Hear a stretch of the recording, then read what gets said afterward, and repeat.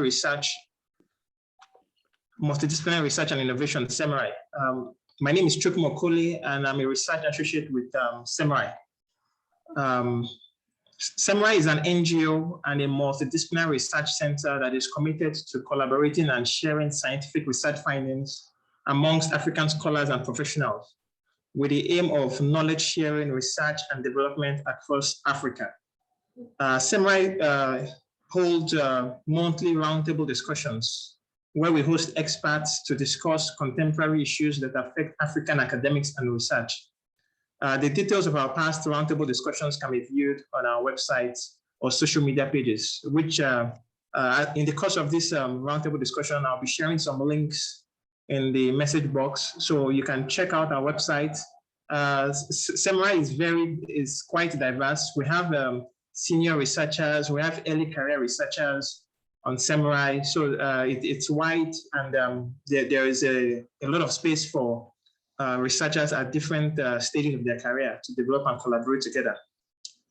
This month, the topic for our roundtable discussion is addressing the vulnerability of African academics to predatory journals and conferences. Now, this topic has gone out for some weeks now. We've been sharing the link, sharing the information on our social media pages and on different platforms. Now, finally, we're here today. We've invited 6 eminent speakers to do justice to this topic. And they're as follows. I'll introduce them quickly. We have Dr. Temitope Sogbanmu from the University of Lagos in Nigeria. We have Professor Adeyinka Tella from the University of Ilorin, also in Nigeria. We have Dr.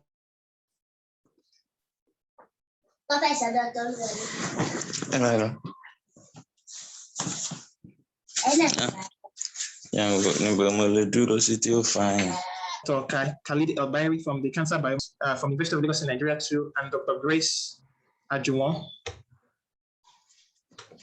from the University of Ibadan.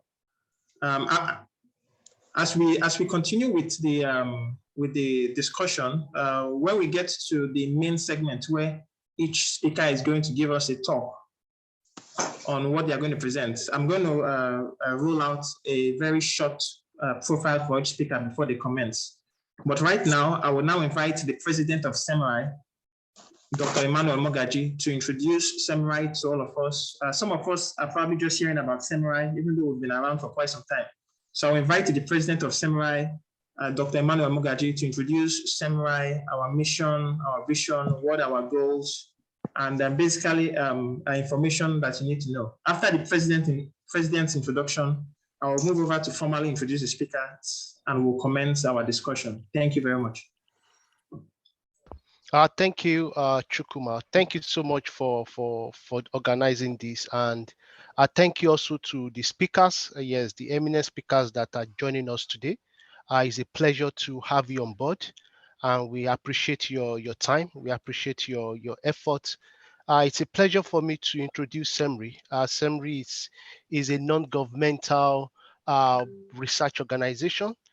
Try to build that gap in innovative research between Africa and other continents. So we might say that our focus is actually on Africa, but we are open to different opportunities. Our focus is on collaboration among African researchers.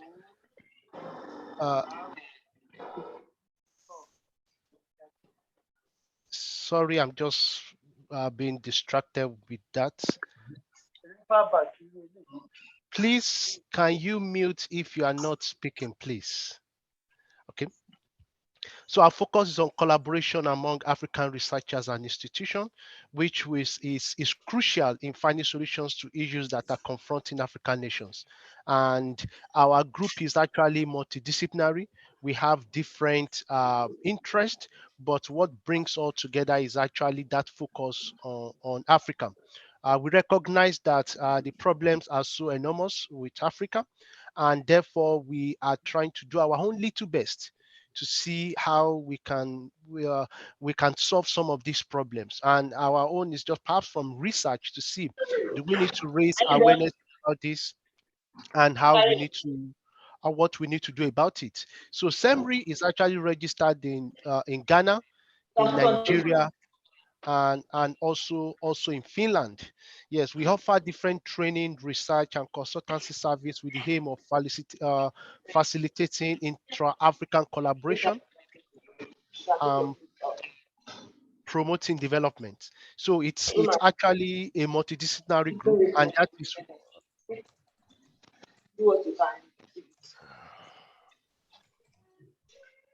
Yes, sorry about that. I just hope you can understand. Yes, assembly, it's multidisciplinary, and that is why we have different issues that we discuss during our roundtable. But ultimately, we have this focus to be on Africa and to see how we can solve African problems. So previously, we've talked about education, we've talked about transportation, we've talked about different that represent the challenges of Africa.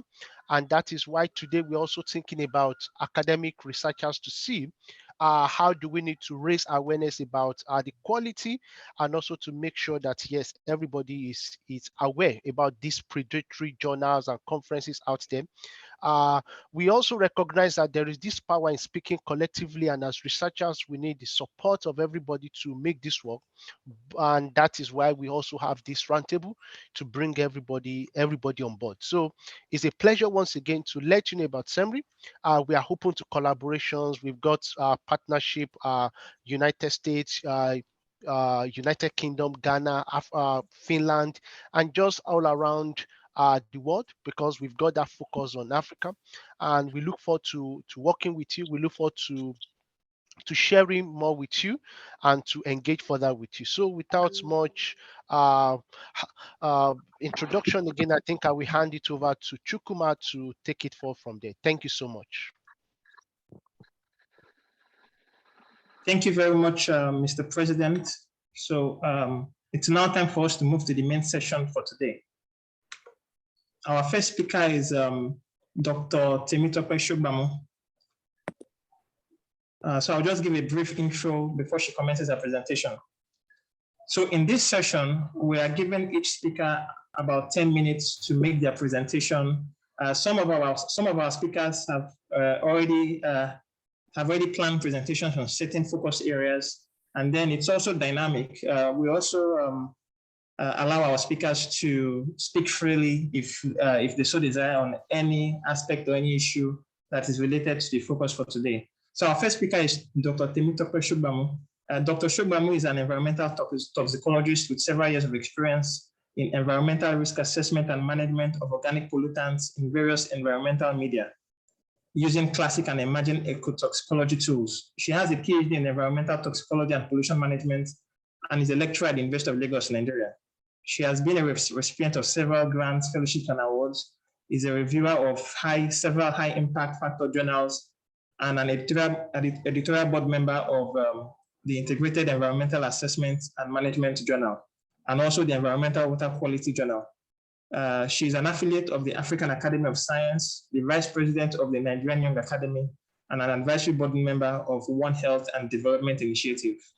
So that's just a short intro profile of Dr. Sogbanmu. We now invite her to commence her presentation. Her presentation is titled Addressing the Vulnerability of African Academics to Predatory Journals and Conferences, in line with our focus for today. So Dr. Sogbanmu, please, you can go ahead.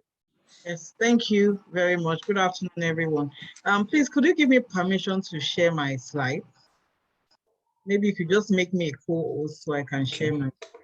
Okay, so while you do that, good afternoon, good morning, or good evening, participants, fellow panel speakers. It's a true honor to be speaking alongside my senior colleagues here. And thank you very much, Chukuma and the team, for inviting me to present this paper. I'm still waiting for permission. Yes. Okay, yes, you're now a host. Okay. All right, that's fine. Thank you. All right, I believe we can all see my screen.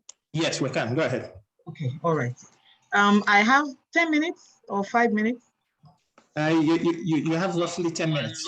Okay, all right. Yes. Thank you. Yes, good afternoon, everyone, once again. I will just dive straight into it. So I'll be talking about how do we address vulnerability of we African academics? So what that means is those of us who are academics that are based in Africa, how do we address our vulnerabilities to predatory journals and conferences? I will be guided by these outlines. I'm going to start off sharing what predatory journals and conferences are. I'll talk about the landscape of predatory publishing in Nigeria, then go into fully what the vulnerabilities are and talk about the effects and some suggestions for addressing these vulnerabilities. I just wanted to say that the presentation, my views in this presentation are mine, except for those parts where I reference other authors. And so they're not necessarily representative of my institutions or assemblies on this topic.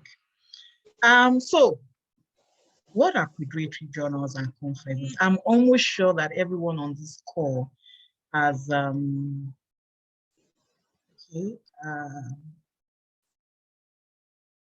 slide just went off. Okay, yes, you can reshare. So sorry about that.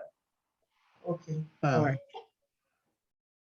I think the solution to that is if you could just make me a co-host, so you'll be able to mute other people that may disturb. I think that might just help. All right, so okay, yes. So these journals or conferences, basically, they have been defined by various persons, but I decided to use this one by Goodneil Weiss in 2019. And the key words here really is that a lot of the times, or most of the time, they prioritize self-interest. So it's about their own aggrandizements. It's often at the expense of rigorous and quality research and scholarship. They're usually characterized by false or misleading information. So they will claim that they have high impact factors or some impact factor, which in fact they do not have. They would claim that they are indexed in scholarly journals and databases. And some of we academics often do not do due diligence to actually go and ascertain their true indexing in some of these databases that they say that they're indexing, amongst other misleading information. Sometimes they list there that their editorial members are top scholars. And then when you reach out to some of these top scholars, you find that they are not even aware that they are listed, as editorial board members. And so many other misleading information that they could have, either on their website or in the solicitation emails that they send to academics. They also deviate from best editorial and publication practices.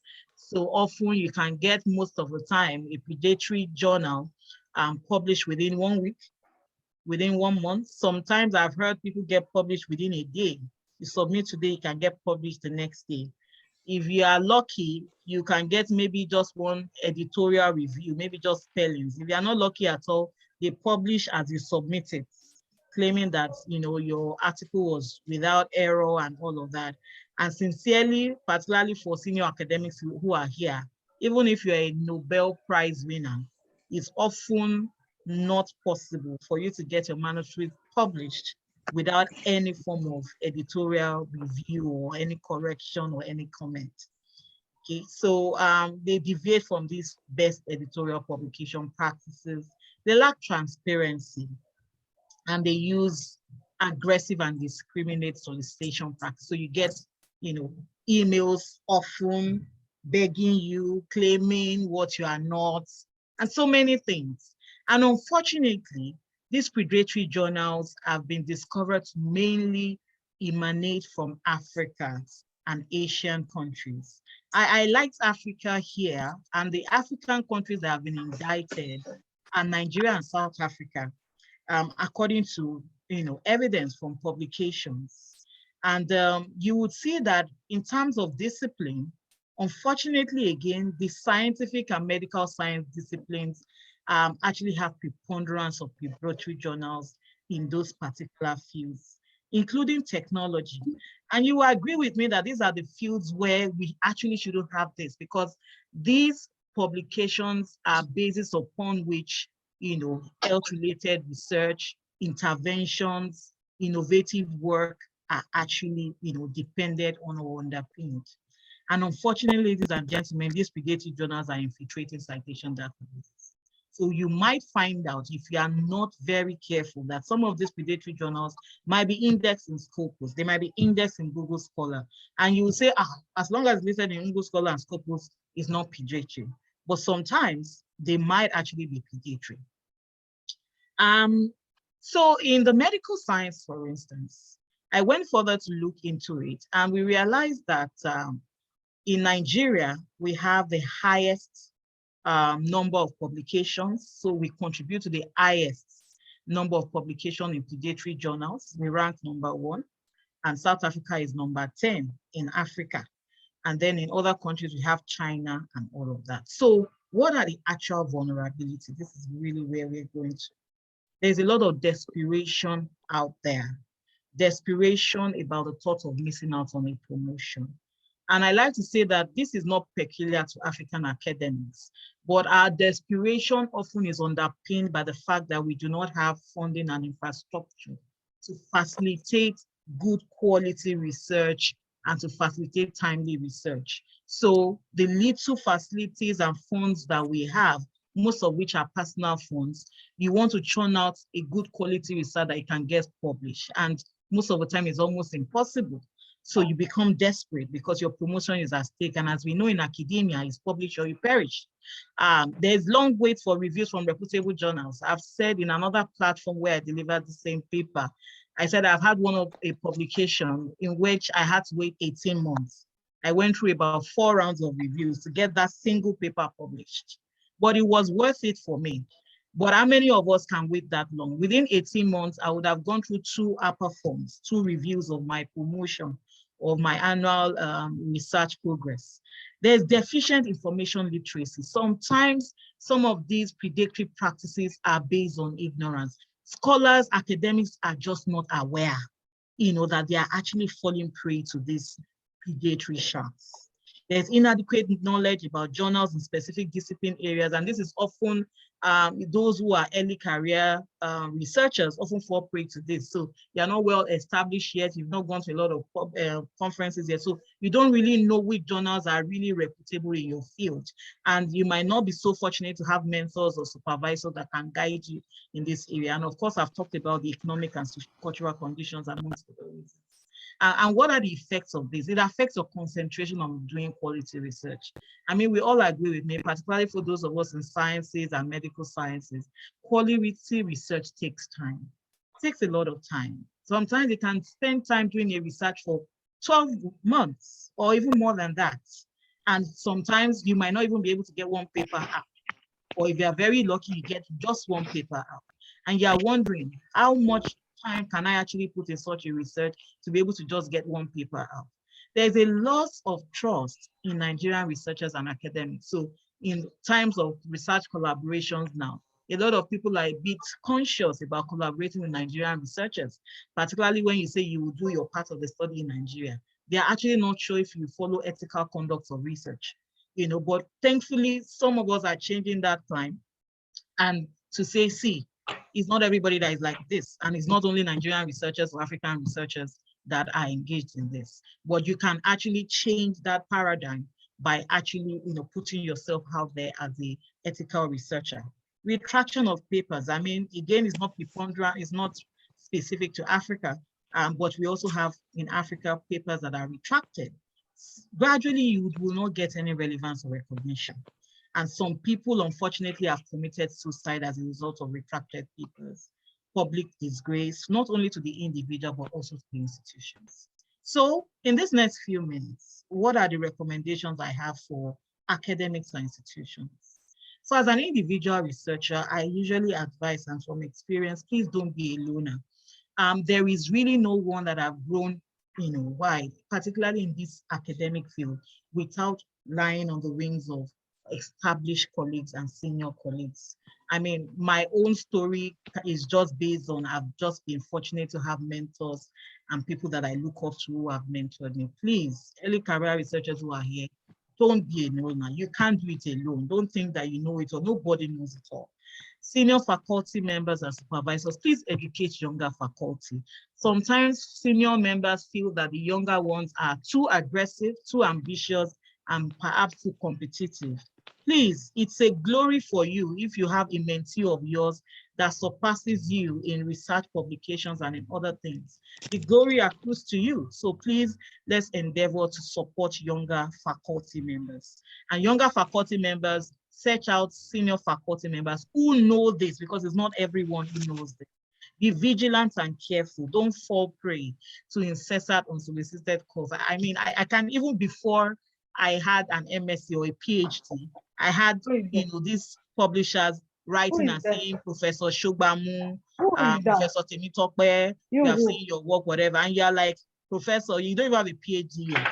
They use all those kind of language to get you to send your paper out there. Unfortunately, in my early years, I lost 3 good quality papers in that format. I didn't know about this. My supervisor too at the time didn't know. And by the time I got aware, even though they were rigorous research, I spent my money doing it. They were for my master's and my undergraduate, my master's research, basically. They became published, particularly these bills list and all that. So I had to remove them from my publication pages. Please don't be unfortunate like me in that area. Be information literate. Of course, since then I've not fallen prey again. Acquaint yourself with resources. There are a lot of resources now. There are a lot of open resources to check plagiarism, to check for good journals, and to also be able to identify journals for the different subjects. For institutions, please have orientation and academics. Improve capacity of Africa-based researchers. Institutional policies for scholarly publication is important. Libraries are very central and important in doing this. They need to provide us with periodically updated list of reputable journals that are also discipline-specific. Incentivize publications. I know Covenant University does this. I know a lot of South African universities does this. Nigerian universities and other African institutions need to toe these lines as well. Establish and fund reputable Africa-based journals. So a lot of the journals we're publishing are often based in Africa. You need to support and establish sustainable Africa-based journals and conferences. We need to support open access preprint servers. For instance, I came across the Africa Archive. We need to support such to provide visibility for African-based journals and develop benchmarks and guidelines for academic publishing in African institutions. I hope I've stayed within the 10 minutes I was given. I literally have to rush it, but I hope we all took away something from that short presentation. These are my references, and coincidentally, some of my references are part of the panel session speakers here, like Dr. Ajuwon. Thank you very much. And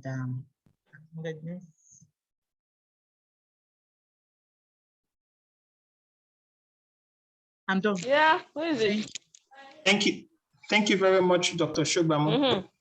That was an insightful presentation. I took a lot of key points from what you said. You talked about the importance of mentorship by the senior researchers for early career researchers. You also talked about how if we can maintain or have good and repeatable journals in Africa, that is definitely an important measure to discourage our researchers from falling prey to some of these predatory journals. And yeah, you also mentioned, you also highlighted how some of these predatory journals have also infiltrated some of these reputable scholarly databases. And so, for example, just a journal just being indexed in Google Scholar or Scopus or some of that might not be the ultimate litmus test. So there is need for vigilance and so many other things. And there's so many important points you raised. Thank you very much. We'll still come back. Now, let me introduce our second speaker. Our second speaker is Professor Adeyinka Tella. Let me confirm if Professor Tella is here with us. Prof, can you hear us?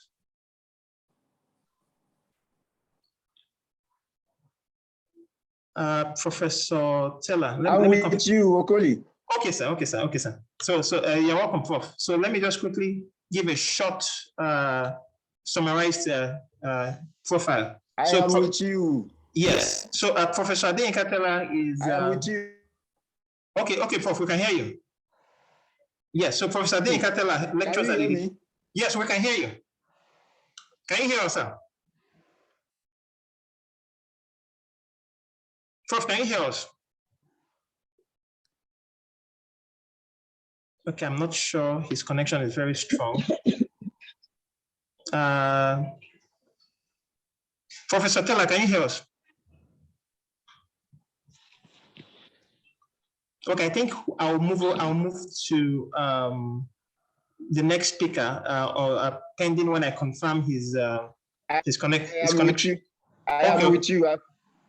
Chukuma. Okay. Yes, sir. Yes, can you hear me now? Yes, I can hear you. Can you hear me? Yes, good. I can hear you too. Oh, okay, sir. Okay. So I want to introduce you. I want to introduce you quickly before you comment your presentation. All right. Okay. Yes.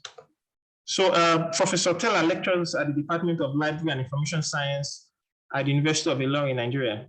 He's an editorial member and reviewer of many journals. Currently, he's the editor of the Ilorin Varsity International Journal of Library and Information Science. He's the former editor-in-chief of the International Journal of Information Processing and Communication, and currently an editorial board member of the University Research Journal, Library Philosophy and Practice, and Nigerian Libraries. His research areas include e-learning, information literacy, information communication technology in libraries, including 4IR, psychology of information, research methodology in library, and information science and information technology, information ethics, and knowledge management. That's just a brief overview of his lengthy profile. His presentation for us today is titled Nigerian Academics and Vulnerability to Predatory Journals, a call for redirection to publishing in high-impact journals. So Prof, please, you can go ahead with your presentation. Yes, thank you very much, Chukuma. I want to appreciate Simri for catching me worthy to be part of this discussion, and I'm very happy to be here. Good afternoon, everybody, a listener at home. I greet you all. Just like he mentioned, that is the title of my presentation, Nigerian Academics and Vulnerability to Predatory Journals, a call for redirection to publish in high-impact journal. In academics, and as academics, 3 responsibilities or 3 services are expected of us. Sorry to interrupt you, Prof. Sorry to interrupt you. Do you want us to share your slide from here? Or, yes, share it. That is the reason why I sent it to you earlier on. Okay. Yes, can you please share it with colleagues there? Yes. Okay. Yes. Yes. As I was saying, 3 services are expected of us: teaching, research, and community development. And what we are doing this afternoon is in the realm of research, which happen to be the second service that is expected of us as academics. So when you conduct research, the expectation is that you publish the outcome of your research, and not just publishing it, but you publish it in scholarly journals. So there are awareness about this, and that happened to do with this issue of Bairi saga, which we are all familiar with. So when you get published in academics, there are reasons for it. So I want you to follow me, as I will be very, very fast because of the limited time given to me. So there are reasons for getting published in academics: increase in scholar standing in their respective field, standing a better chance of being funded, getting better employment, enable scholars to remain active. A common way to show active engagement in academics increases the mobility and feasibility of academics. Some of us that know this, scholars who are aware of this, the reasons, they are making frantic efforts to publish, particularly in reputable journals, while others who think this can be done through maneuver or through manipulations, they are falling victim of predatory journals, whose motives are just to do what? To exploit and make money at the expense of scholarship. So there are facts that we should know this afternoon as we gather together to discuss. What are these facts? It is quite unfortunate that literature confirms the following facts. 1, that Nigerian is ranked number 4 in the patronage of predatory journals and publishers behind India, Pakistan, Iran. So Nigeria is number 4. When you take India, you take Pakistan, you take Iran, Nigeria is ranked number 4 globally in the patronage of predatory journals. Secondly, Nigerian academies, irrespective of discipline, have been victim of predatory journals. If you follow Dr. Sogbanmu's presentation, you will notice this there. So, thirdly, in Nigeria and another context in Africa, the researchers are rewarded for quantity over the quality of their output. And 4, the rise of pay to publish predatory journals has led to the proliferation of articles of little scholarly value. There's no doubt about that. It's all we know. So, my presentation this afternoon is just a clarion call on Nigerian academics to stop patronage of predatory journals, for us to be redirected and reorientated to publish in highly rated, reputable, and peer-reviewed journals instead of predatory ones.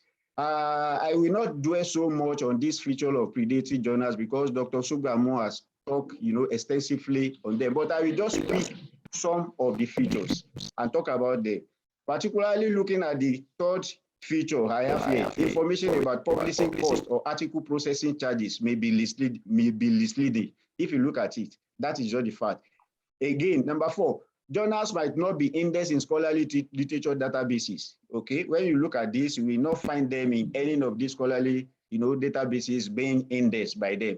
Website might refer to non-standard impact factor. They cajole, they fake that they have certain impact factor, whereas it is a lie. Okay, fraudulent impact factor. The content might not be digitally preserved. Exorbitant submissions through processing and publication fees. Wrong and unacademic il-sedu. So when you have volume 5, we all know that we have 12 calendar months in a year. So any journal that is being published monthly, you know that the issue will stop at 12. But by the time you are saying volume 5 issue 16, if you see something like that, you should know that it's a predatory. If it is not a medical journal, some of we that release maybe twice per month. Okay, they usually claim an issue will be available at a certain time, but never come out. Websites not professionally in quality, national or international affiliation that does not match editorial board or location, no traces of domicility. Of course, in fact, there is a particular journal in my discipline. I am the editor-in-chief. I don't know who floated the journal. I don't know where the journal domicile. And up to this moment, they are parading my name as the editor-in-chief. So these are part of what we are talking about. And so many other factors. I have 27 features here through which predatory journals can be identified, as you can, follow it on my screen. So where and how can I get the list of predatory journals and conferences? Of course, thanks to Jeffrey Bees, who is a librarian in the US, who from time to time, compile this list and update the list regularly. So the list can be gotten from this particular link that that is reflected on the screen. So if you want to follow it, it's very, very important. And making it as a kind of suggestion for each and every academy to have this list. So with this list, you will be guided on where to publish and where not to publish. You will be guided, you will not be a prey to predatory journals. So what is the implication, or what are the implications of the patronage of predatory journals by academies? This arises from my publication in the year 2020, which I published in the Journal of Scholarly Publishing. Okay, the implications that arose from that publication in 2020 is the fact that the practice we make at academy from other countries to look down on researchers and our research as well as our publication as something that is below standard. Nigeria Academics is fault. I've talked about that in the ranking. That is a very ugly ranking. There is nothing to write home about that one. Colleagues from other countries will lose confidence in the ability of Nigerian academy to conduct quality research. Those are the implications. So instead of now patronizing or fall victim of predatory journal, it is very, very important, and advisable for us to do or to patronize high impact journal. It may take time before you get published. Dr. Sogbanmu mentioned the other time that 4 times our paper was reviewed, but at the end of the day, he was happy. I want to tell you that my paper has been reviewed 8 times. It was the 9th time I got an acceptance letter that I'm pleased to inform you that your paper has been, as something like that. Take your time if you are the one that aim for quality and not for quantity. So what are the features of high impact journal? Journals considered to be highly influential in their field. They are journals that are widely circulated, articles are accepted as quality articles and considered as top quality journals in their area.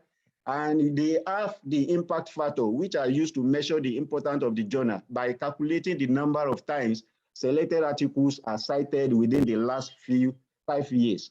Then there are also available tools to measure the impact journal. I'm talking about these available tools. You can talk about the journal citation report, Scimago ranking, which we call SJR, then source normalized impact per paper, that is NIPE. All of these are tools that are used to, to calculate for you high impact, the impact factor of an high impact journal. So high impact journals are index journal. Okay, they are. And what is an index journal? An index journal is the one that is indexed in various databases. I listed the databases on the screen for us to see. Published Medicine, Scopus, Scholar, Google Scholar, SFIA, Willy, Medicine, EBSCOhost, Chorus, Scimago, Cielo, Norwegian, IBBS, and the rest of them. Okay, good journals are indexed by all of these, databases. Okay. Talking about all these, you can never find them in all of these databases that we are talking about. Though some of them, by will of Ururu, may find their level there, but at the same time, you should be able to identify them. So, publishing in high impact journal, what does it require? It requires hard work, it requires dedication, it requires commitment. You have to give yourself down to all of this before you can, get yourself published in high impact journal. Not the Ururu journal that the way you give them is the way they publish it for you, just like Dr. Sogbanmu mentioned. It's back to the sender. You give it to them and they will give it back to you and you pay your money, okay?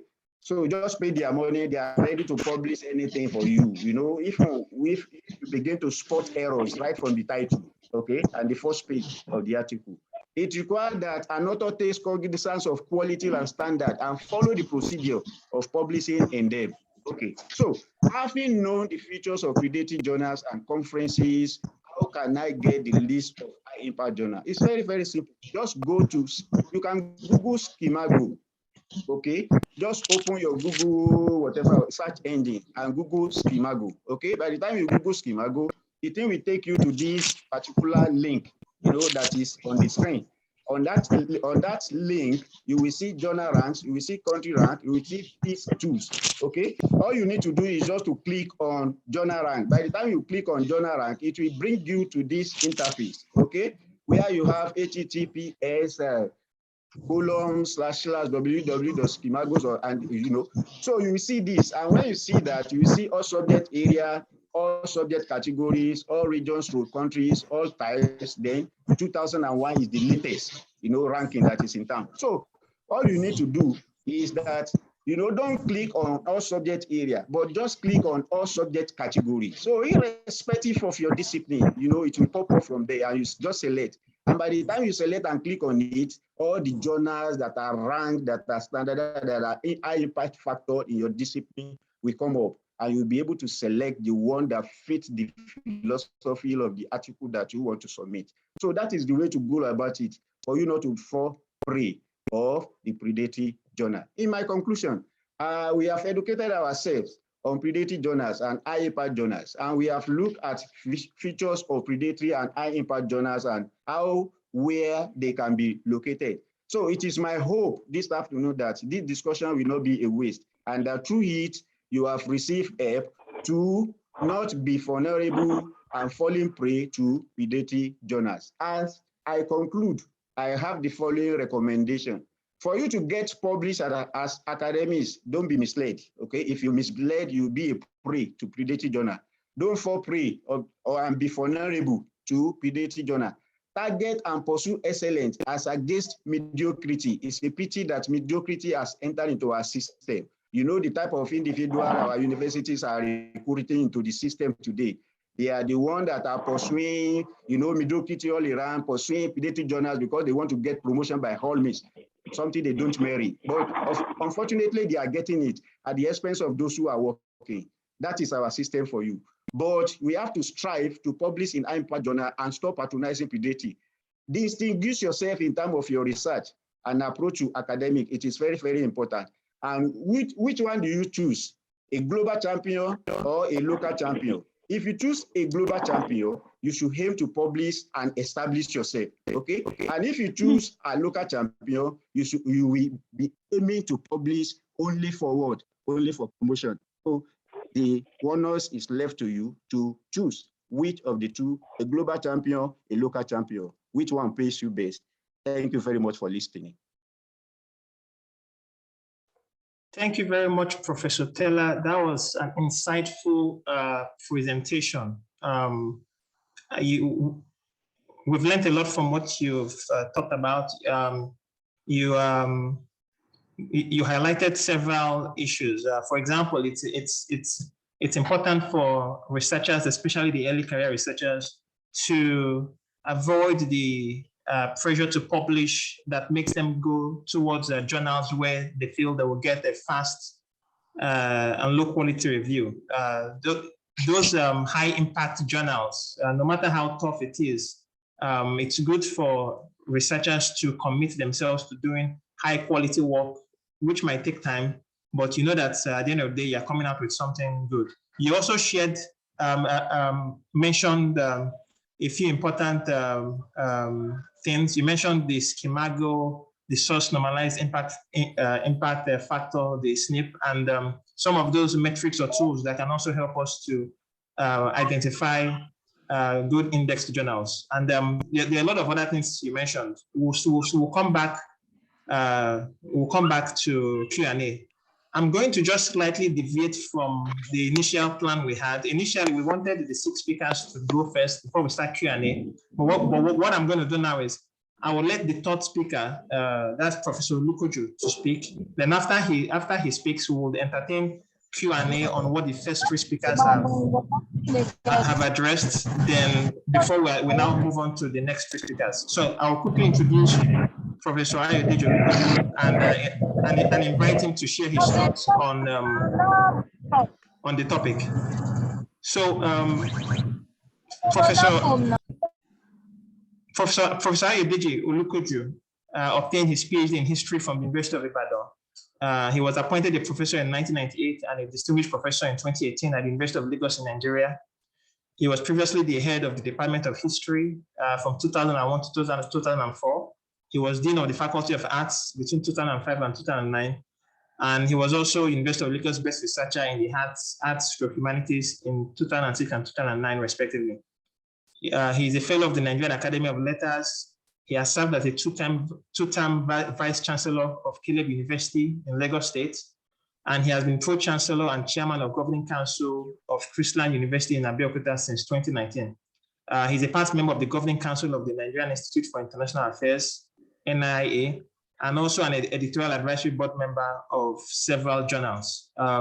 Definitely, he has a very lengthy profile, and we can only just attempt to summarize a bit. So I'm going to invite Professor Ayodeji Olukoju to share his thoughts from his wealth of experience.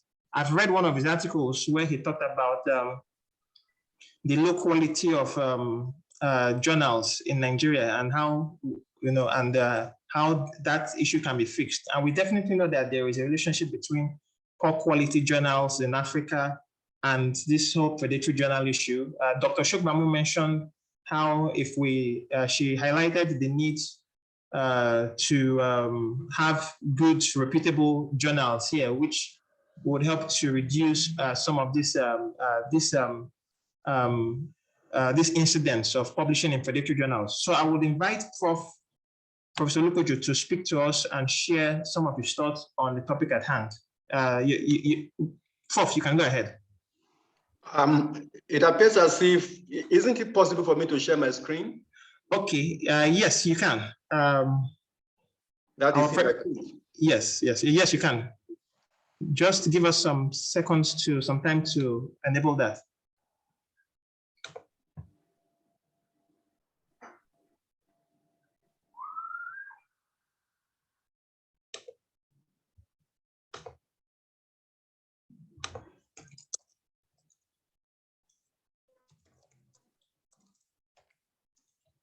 Otherwise, I can just go through quickly. I have just 5 slides, and then. Yes, you can share now. You can share now. Check. You can share now.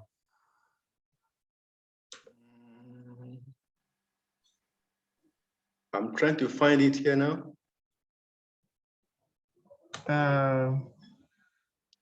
Okay. You can see the share screen icon just below. No, I'm just looking at my. Okay. Oh. Sorry.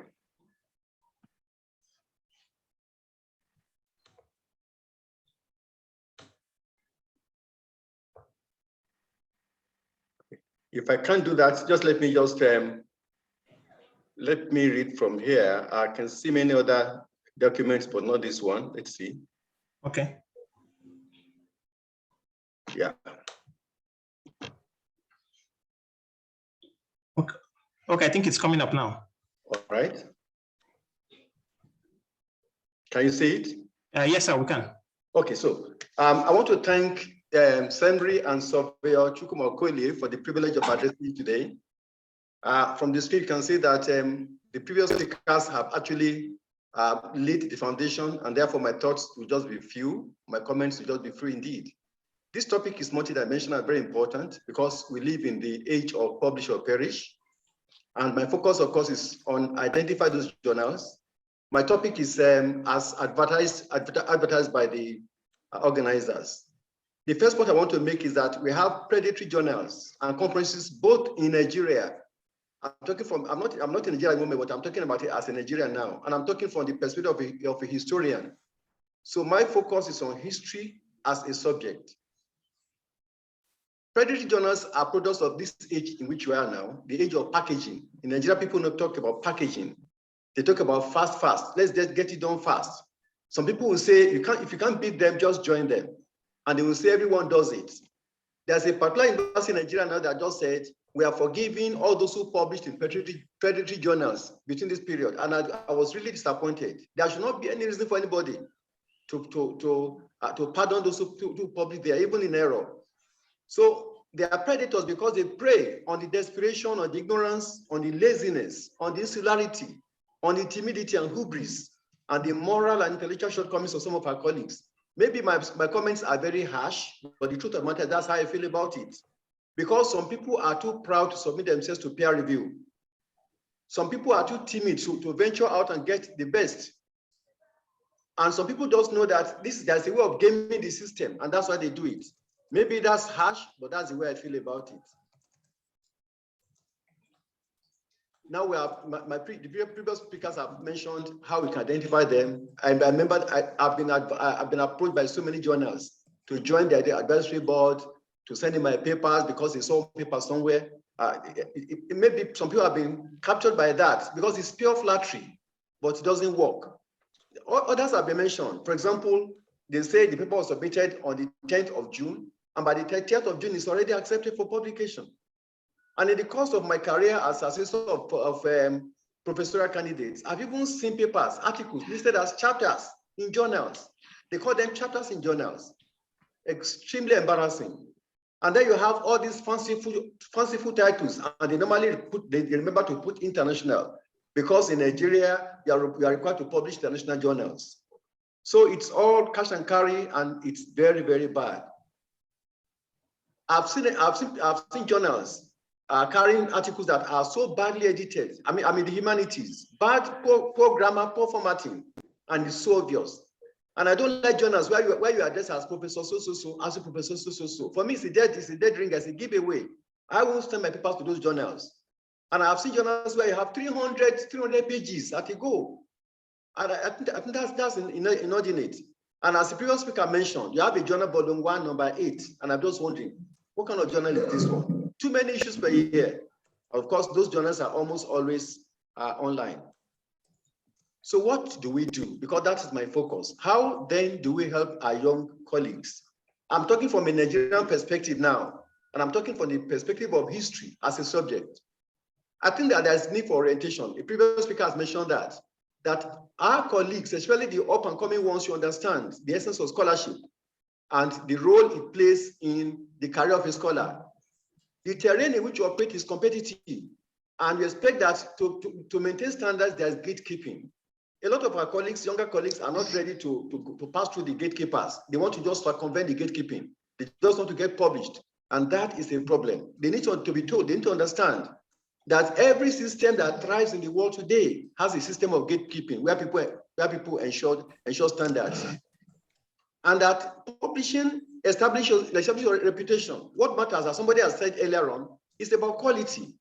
Quality, not quantity at all. Because everybody in this system is a brand. You create a brand by publishing in the best journals. I'm sorry, I have to cite myself an example. In my field of African history, from day one, I published the first international publication in 1991. And by the grace of God, I've maintained that over the years. I even have one paper now scheduled for 2023. As the previous speaker said, some of these papers had to be revised two or three times. I've revised one paper 3 times this year now, and I've not got a final verdict on it. So it's a question of making up your mind that I want to have a brand. I want to create a brand for myself. I want to be the best. So people should avoid cutting corners, just doing anything because cutting corners to publish in these journals is self-destructive in the long run, because after you have become professor and they review your pile of papers and they find that they are all useless papers, your reputation will go down. So the suggestion I will make is that people should commit to serious scholarship, because without serious scholarship, you cannot publish even in reputable journals. I know that for us in the humanities, we have problems of getting funds, but you sacrifice.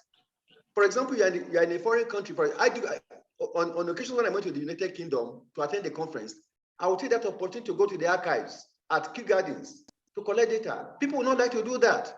I will sacrifice money. I will make provision for it. So without serious, high-quality research, you cannot get serious, high-quality publications. And those high-impact journals will not entertain your papers. So there must be that foundation of competitive research, which of course will lead to competitive publications. One thing that I see is that many of our colleagues don't like to take advice. They don't share their publications. They hide them in their drawers. It is wrong. There are even senior colleagues that don't give their papers to so-called junior ones. I have younger colleagues in my department who read my papers. There are 2 of them who read every paper I've written. I'll just say, please give me your opinion. And I've taught my younger colleagues, you are not reading me, you are reading the paper.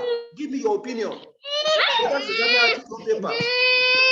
And I want to stress that mentorship is very invaluable. You cannot pass through this process. I remember in 1989 or thereabouts, Professor Emeritus Oujda told me not to publish in a particular journal. I wasn't happy about it because I needed that paper for promotion.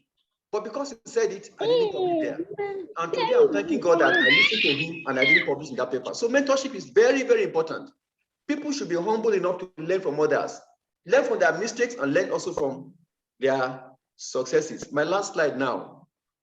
It is good to attend conferences, and we know this. We know the credible conferences. We know them because in history, for example, when you talk of ASA, either ASA of UK or ASA of America, you know where the conferences are. LSA in Lagos, where you have your papers critiqued. Attending those conferences, in my own opinion, is a way of escaping and evading the pitfall of getting into predatory journal, because there you are going to encounter people. For example, I attended a conference in Leiden in 2002. Before I even presented my paper, the editor of the journal said they had read the paper and wanted me to publish in that journal. And I did. Till today, for the last 10 years, that article has been used as a mascot to market that journal. So if I didn't attend that conference, how would I have known it? So we should go to those conferences. We should submit our papers to critical review. And we should be very studious, very serious about how we review papers. I've just listed some conferences I attended at SOAS in 1996. The paper that I presented there was published in a book on Africa's urban past. I just mentioned Leiden now. I was at April in, I think, 2010, and so on and so forth. People should be encouraged to attend those conferences because that's where you get the best comments on your papers and your papers get into journals. Some editors will even approach you and say, please, can we consider your paper for publication? So we should get our peers' comments on drafts of our papers, and we should work on their suggestions. We should not dismiss any suggestion, no matter how silly those suggestions might appear to be. We should also recognize, as has been said, that there's a hierarchy of publications, and therefore we should try to get to the best. I took that decision way back. I said in my life as a scholar, I was going to pursue only 2 things, PhD and POP. PhD was straightforward. It took me about 9 years to do that. But POP meant, for me, getting a pile of publications in the best possible journals. And that's the way to go forward. Then we need to, as a previous speaker said, you need to authenticate these publications. Go to their websites. Look at their past issues. Look at the quality of what they have produced. See the reputation of those who have written there before. Because you don't need to jump into a place without knowing those who have gone before. And my final piece of advice is, please try. And keep trying, never give up. I've had papers that were rejected, which I used the rejection slip to revise, and I published them elsewhere. I've had papers that I had to revise 4 times, and they got published. So people should know that rejection by one journal is simply a stepping stone to review a paper for another journal. I want to thank you very much for this opportunity of sharing my thoughts. I'm sorry if I've offended, but I always speak my mind on issues like that. Thank you very much. Thank you very much, Prof. That was a very insightful presentation. It was short and it was power-packed. Thank you very much for that. There are so many things to pick from what you've said. The importance of mentorship, that point keeps coming up. The importance of mentorship, our senior researchers mentoring the junior researchers or early career researchers, and the need for young researchers to submit themselves to advice and to mentorship, with regard to these issues. You also highlighted gaming. So we have a common situation where many researchers who are aware that, many researchers who are aware of the unscrupulous reputation of some publishers will still go ahead to publish in some of these journals. And you also highlighted the need for determination. You talked about 2 objectives you had early on. 2 objectives you had, your PhD and your POP. Having a track record of high impact publications and not compromising just for quick gains. So that's a lot of points in a very short amount of time. I'll quickly go ahead now to ask the first 2 presenters. I will ask them some questions for them to respond. After they respond, we'll move to the next 2 presenters, and then I will engage the next 2 presenters, and then we will now have some minutes for the audience to ask their questions. So my first question will go to Professor Olukoju. Sir, from your wealth of experience, we know you have a lot of experience, in being a professor, also in university administration, and a wide experience that cuts across. So my question to you is, now, what policies can our university administrators put in place to discourage the academics from patronizing these predatory outlets, especially when you look at the fact that there seems to be a lot of gaming within the academic system. If you look at it in Africa, our university system tends to be slow to blacklist or to put stiff measures in place within the system to penalize such publications, or even within the appraisal or promotion system, whereby you may have a situation where so many high-ranking lecturers or academics have published in these outlets, and perhaps that might be making them to drag their feet when it comes to taking some of such stiff measures that similar to what you highlighted. So what changes, or what revolution, or what kind of measures do you feel our university administrators, and I mean the deans, the vice chancellors, and all of those involved in university administration, what changes or ways do you feel they can revolutionize the university system for this issue to really start being treated seriously? Thank you very much. Once again, I thank you for this privilege. I'm not too sure that I'm able to tackle this question. I will just scratch it on the surface. Okay. I think the first thing to do in a system, let me just share my experience as a vice chancellor now. Before I got to that school, they never had a single professor that they appointed. So I had the privilege of appointing the first set of professors. What I did then was that I applied the standard at the University of Lagos. This was a private university. And today, by the grace of God, the two people that I appointed as professors at that time are the Vice Chancellor and Deputy Vice Chancellor, respectively. And they are highly, I can mention their names. I'm proud of them. So I think that whoever is going to be chief executive must himself or herself be a person who has published, who has a reputation.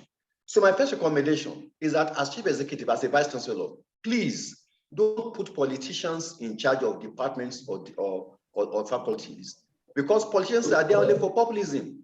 For example, and then you as a vice chancellor, please don't lower standards so as to promote professors that support you in Senate. It has happened. I've seen instances of that. So I think it's a political decision you have to take. That number one, you will set an example.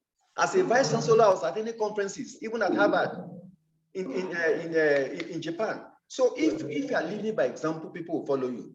Then I think we also need to insist on standards. Let's have some standards that are already well known to everybody. In other words, as for example, in University of Lagos, 6 publications in journals.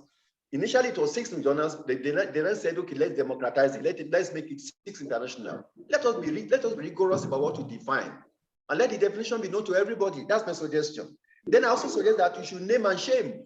Name and shame. So this person has done something wrong. Let's learn from it, and we should not in any way compromise the promotion process, because the promotion process is what makes people to go to predatory journals. So my final point is that please let us observe the highest possible standards. Don't let us lower the standards at all. And as somebody has mentioned, I think that as a system, we should also reward people for publishing in high impact journals. No matter how little it is, no matter what recognition, maybe just announce it, put it in university newsletter. Let there be recognition publicly or privately, even materially, to encourage those people to publish. Thank you. Thank you very much, Prof. That was also a very power-packed response. We thank you very much. Now, Prof informed me that he informed me of another engagement that he has. So that also informed why I asked him his question first. So, Prof, we thank you very much. And if at any point in time, if you have to go for your other engagements, it's well understood. We thank you very much for your presentation and your response. Thank you very much. I'll wait till 4:20. Okay. Thank you, Prof. Thank you so much. Yes. So my next question, I will go to Dr. Sogbanmu. Dr. Sogbanmu, are you still with us? Yes, I am. Okay.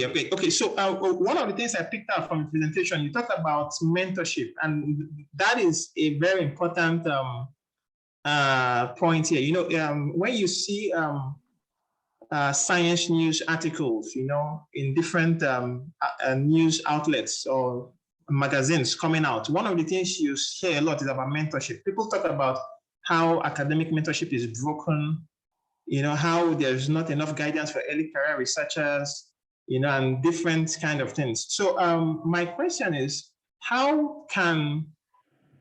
what can be done to, because a lot of times, you know, for example, you talked about even before you have completed your PhD, you are getting emails, people are addressing you as a professor, you know, and I know those kind of emails where they would they prey on young early career researchers, you know, and, you know, there is definitely that need in each person to be recognized, or for you for people to appreciate what you're doing.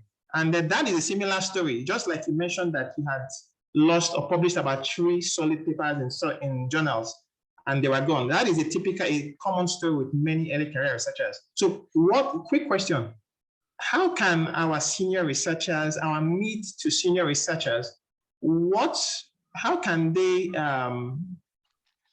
make changes in the way they provide mentorship to the young and upcoming researchers that would help to make us less vulnerable to these predatory journals and conferences? Yes. All right. Thank you very much. Sincerely, there is really no way to mentor someone if you yourself have not walked that path. And that's why even when I was giving the recommendations about searching out senior researchers and academics, I said you have to be intentional. It's not everyone that is a senior researcher or academic who is actually publishing in reputable journals. So you have to be intentional as a young researcher. And then, of course, there is also the issue that potential senior researchers who might have published in predatory journals perhaps did it out of ignorance, but ignorance is not permissible. So what do you do? So for you as a senior researcher who wants to mentor, so mentorship, for instance, starts from maybe your postgraduate students, and I will share from my experience. So having lost those papers and I became aware, I began to school myself in that area. I started with the publications by my supervisor. And then I looked through the journals he had published in and searched out the reputable ones. So I started with those ones. I didn't tell him, I just went to the Google Scholar page and I began to identify the journals. I have a book where I wrote out all the journals. I set them out, looked at their publication criteria and began to work towards publish. And I can tell you, there is hardly any journal that my main supervisor has published in, which is reputable, that I have not published in yet. So I started with that. That's the recommendation I give to younger researchers and my students as well. Start from your mentors, okay? And sometimes your mentors might not necessarily be your supervisors, right? So it could also be some lecturers that you look up to in your department who are not necessary, and it doesn't have to be structured. So it doesn't have to be somebody that intentionally wants to mentor you. You can actually get mentors from afar. I have a lot of people like that who mentor me from afar. They don't even know that I'm, looking up to them, but the online databases are available for me to search them out. And I target the best researchers in my field, like Prof said, because I myself have a research goal. So even when I go for international collaborations, I target top and Ivy League institutions. So I also target research institutes and research groups that are top and Ivy League in my field or in the area where I'm working. So I've worked in research groups where publishing in science and nature is a common thing. So, and the science and nature, for those of us in sciences and medical sciences, is the best. I mean, it's like having a Nobel laureate, publishing in those things. So when you work with such research groups or have opportunity to publish or to research with them, you are motivated. You won't even be able to publish in a predatory journal because you'll not be able to work at par with them. Right? And then the other thing also is that you need to involve your research students or your mentees in this process. It takes a while, it takes a lot, like Prof said. It takes a lot, and the students need to realize, or the mentees need to realize, that it takes process. And this process can take years. So, you have a research student who, or a younger colleague who wants to publish 10 papers within 2 years, and the person doesn't have a career or doesn't have an experience in doing that. It doesn't happen. My publication started from my undergraduate degree because I happened to have a supervisor who was quite versatile in publishing. So he encouraged me to do very quality research. So I had one publication for my BSc project. He happened to be my MSc supervisor as well. I had 2 publications. Unfortunately, one out of those 2 publications was a predatory paper. So I had already started publishing from my undergraduate days. And I began to identify, those areas where my strengths are and also those journals. So by the time I was finishing PhD, I definitely did not fall prey. It took a while. I didn't publish 10 papers like some of my colleagues did, but the quality ones I published in top-rated and high-impact factor journals. And I'm fine with that because they are getting well cited. They're my most cited papers. You need to school your mentees in that line as well and let them know. So for my students, even at undergraduates, I make it compulsory for you. You must get me a draft manuscript from your work. And it's not just about the draft manuscript, it's about you learning the process and the act of writing. I tell people, apart from doing the science, publishing and writing a paper is an art. It's something that you have to learn doing, and it's something that has to be continuous for you to own the skill in doing it. And if someone does not own that skill or practice it, right, you cannot get better at it, and so you cannot get quite prodigious in producing good quality papers at it. And for senior colleagues, please do peer review. I have a lot of colleagues who say they are not ready to peer review another paper when they themselves have not published. I myself have reviewed over 50 papers, but I've only published maybe about 20 something or 30 something. But I have learned a lot from the review process. I'm reviewing for top quality journals, by the way, not for predatory journals. So please, we need to learn that. And so when the younger ones begin to follow that line that you're following, it's easy for them to learn through that track. And then by the time they get to a certain level, they become quite independent and you don't need to school them. They themselves can begin to teach each other and even their own students, and that's the way that it can be sustainable. I'd like to stop there, but of course, there's so many other things I can say about this subject. Thank you. Thank you very much, Dr. Sogbanmu. That was a power-packed response and very insightful. You know, on the need for mentorship, close mentorship for the junior colleagues, and for the junior colleagues to also make the necessary efforts on their. You know, you have to make that effort to screw yourself in a lot of things. You know. And not just wait for a perfect system. Thank you very much for that. Very quickly, because of our time, I will now ask the last question in this session to Professor Tella. Prof, are you still with us? Yes, I'm with you. Okay, yes. So something I picked from your own presentation, you know, you talked about, you highlighted high impact factor journals, you know, of course, versus the predatory journals and some of that. Now, some of the proponents, as funny as or as funny as it may seem, you know, in some ways, some of the we have some academics and researchers who are proponents of predatory journals, and there is this school of thought that the traditional high-impact journals have sort of formed themselves into a clique, whereby they do some gatekeeping. And it's almost like a big boys club, you know. And people have this feeling. Some people have this feeling that the predatory outlets are out to democratize things and to remove this hold of the traditional high-impact journals with their slow review processes and their very bureaucratic procedures. What are your thoughts on this school of thought? Because you have some group of academics who would, when you talk about high impact, you have some group of academics who will berate what you call high impact journals, you know, the big publishers. Some will berate them and also say that maybe some of their practices are also predatory. So what is your contribution to this argument?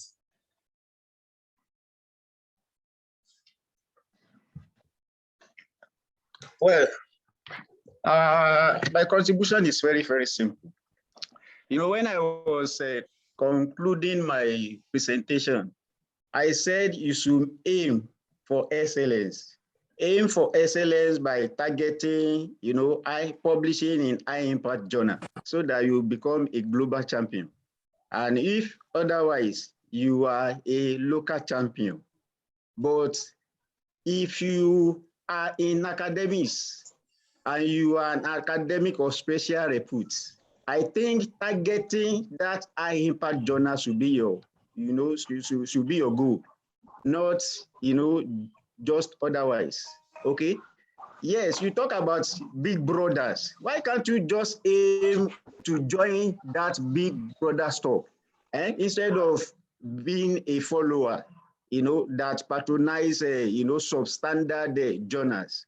The thing is very simple. There is no big deal. There is nothing difficult on that level. So people are publishing there. And so far that we are, we know, we see people who are publishing there. You know, you are also in academics. Why not you? Why can't you also publish there? You understand? Those who are publishing there, they don't have 2 S. It's only 1 head they have, but they use their head judiciously. Why can't you just, you know, put yourself together, do your work the way it should, and make sure you also join the pack of those who publish in that journal? Okay? You know, as an individual, I've made up my mind that all these rated journals is my target to publish. Q1, Q2, Q3, Q4, if we are not aware. Okay, they are like that. If you follow the link that I provided the other time, okay, that is how they are rated. So if you are able to identify rated journals in your discipline, you know, they start from the Q1. That is the highly rated, you know, When the Q1 drop, you follow by Q2, followed by Q3, followed by Q4. And you see others that are just struggling to enter the ranking. You know, you see them at the rear, under the bar. You know, they are waiting for them to earn certain, you know, certain score, certain values before they enter that rating. You understand? So that should be our target. As far as we are in academics, you know, and there should be nothing else. It's a pity that in Nigeria, there is no guide. You know, we have politicized everything, just like I mentioned the other time, okay? It is quite unfortunate that people that are not married to be in academic are there today, and they are the one flourishing. In fact, we have so many professors that they don't know them outside the gate of their university. There are very, very plenty in Nigeria, except if you want to deceive us. You understand? That is just the fact, okay? So professors like that, you know, well, we have to be truthful to ourselves. We should not allow them to get to anywhere. If they get to, you know, to somewhere, maybe DVC or whatever, they will politicize everything. And before you know it, you know, the whole system is bastardized. You can see what is currently happening. In Nigeria now, after the ranking, you will at least see Nigeria Nigeria University among the first 10, among the first 20 sometimes. Whereas you can see like South African University like 15. Why? It's because of the politics that we are playing, that we have introduced into everything, and that is not taking us anywhere. So targeting those quarter, journal, Q1, Q2, Q3 should be our target as academics, and there shouldn't be anything else other than that. So we should have a standard, we should put a standard in place to help us, to help the upcoming ones. You know, that South Africa have done that, and it is helping them. Okay, they have this Department of Higher Education and Training. So this Department of Higher Education and Training, they have come up with a list of accredited journals. Okay, you are looking for promotion. You know what is expected of you is to publish. Focusing journals on that list. Anything outside of it, honestly, it will not earn you anything. And if you publish on that list, you know, there is a reward for you. You know, they will pay you a token. Okay. If at all, such a journal is requesting for money before you publish in them. Honestly, your institution will be ready and willing to do what? To pay for you, because they know that you are targeting quality. And as you are targeting quality, they are ready to support you. I think we should do the same. Okay, NUC is just in the position of that DHET of South Africa. They should also come up with, you know, a standard.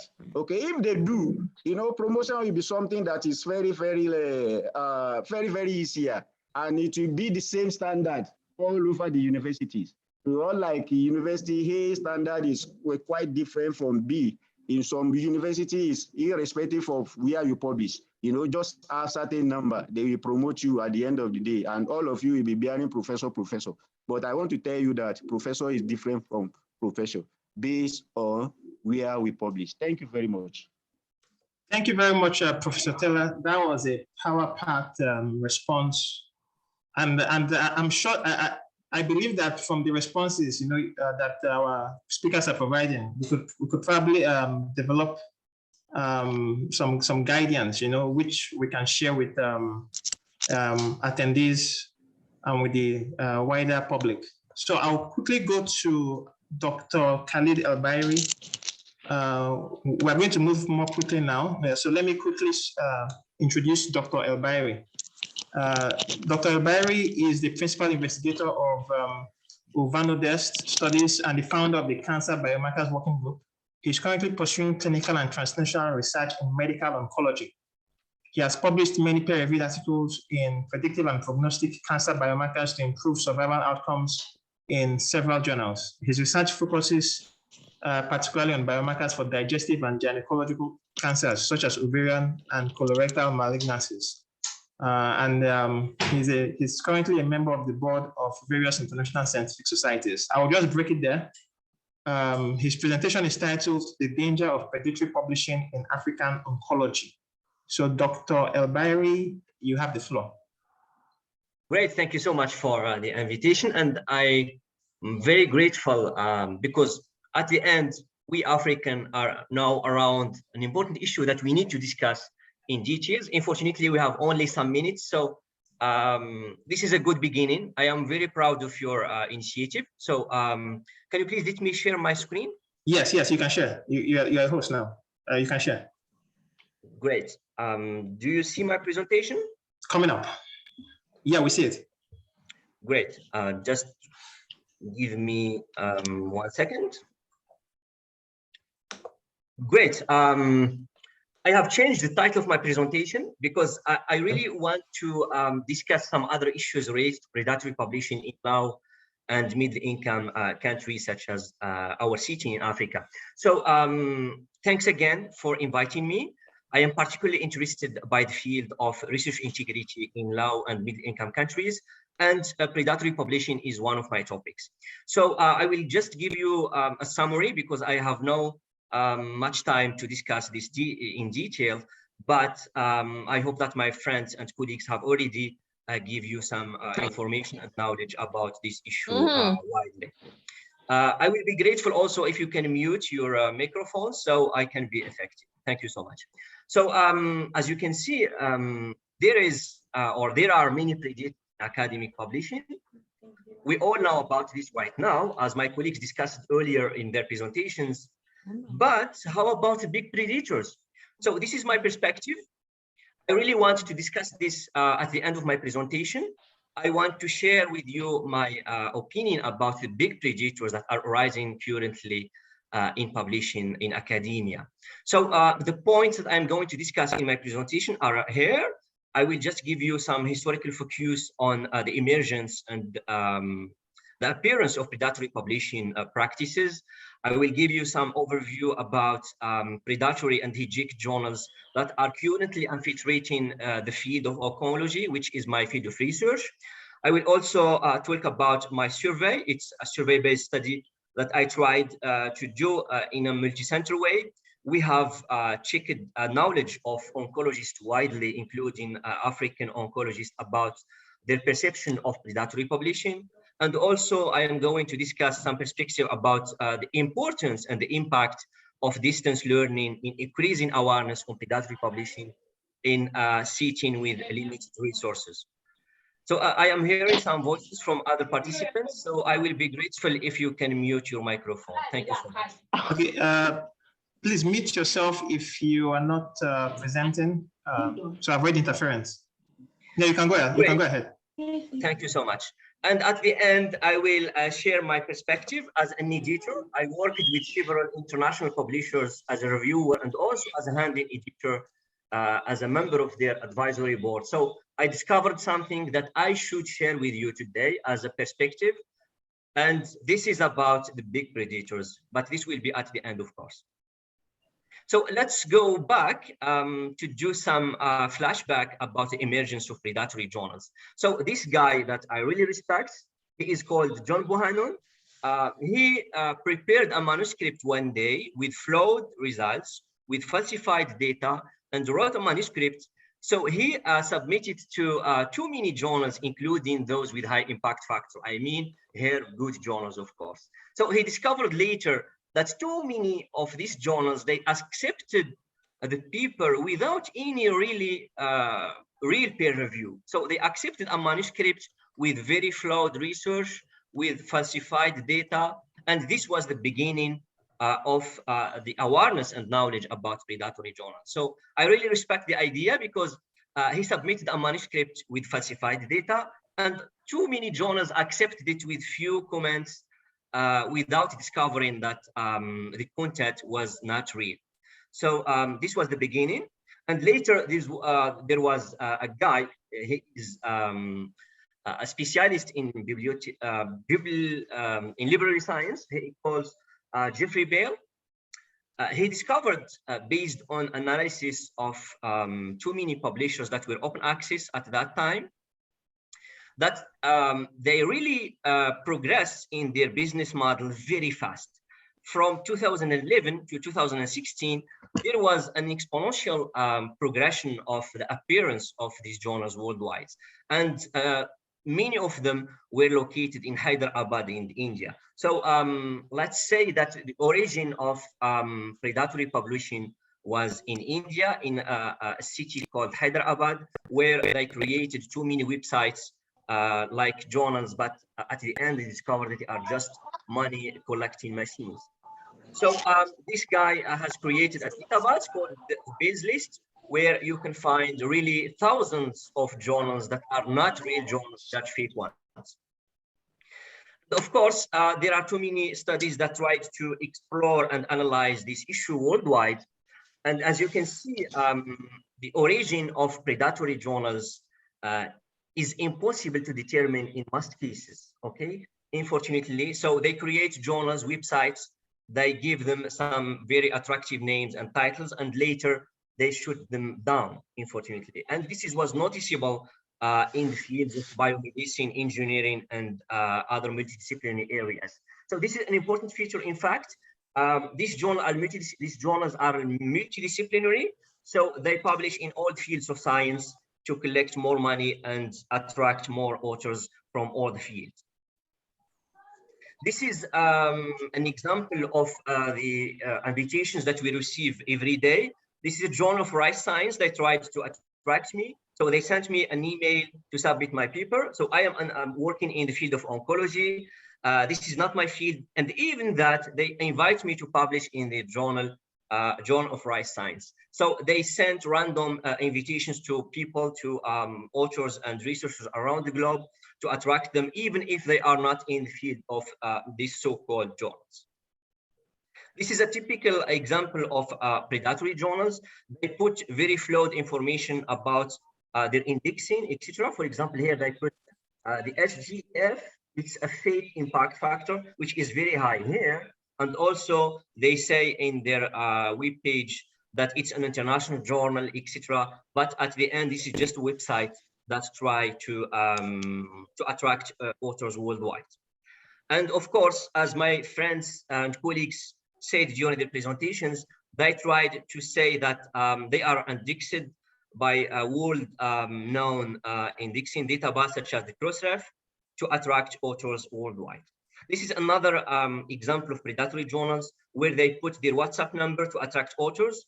A real journal will never contact authors by WhatsApp, but at the end, as you can see here, they put their WhatsApp to communicate with them. So this is a typical example of predatory journals.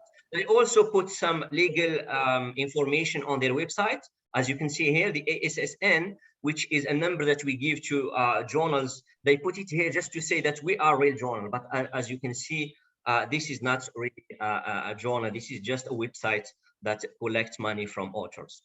This is another example where they put very flawed information about indexing. For example, they put here that they are indexed on PubMed, which is a very known and prestigious indexing database for medical and biomedical science. But when we verified, we found that this journal is not really indexed on PubMed. And the real journals do not put such information like this way here on their websites. And as I said, they put also their WhatsApp number if you want to contact them, which is not ethical. And a real journal, as I said, they do not ask authors using WhatsApp. As you can see here, this is from the Beers list.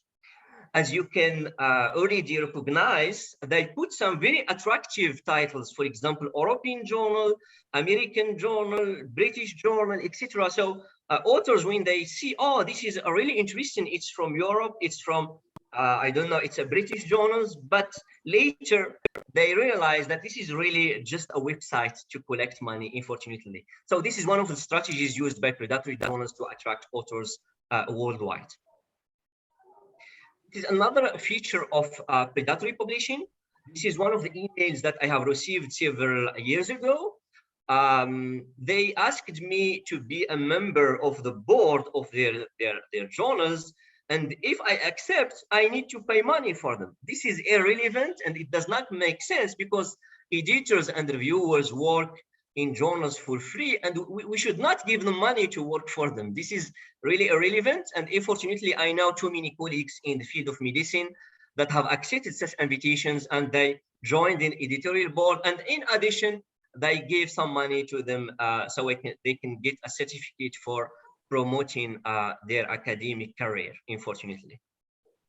So in summary, there are too many papers that tried to,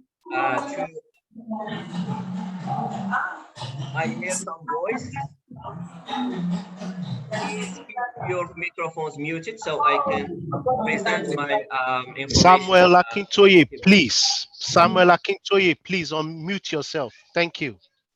Yeah, go ahead.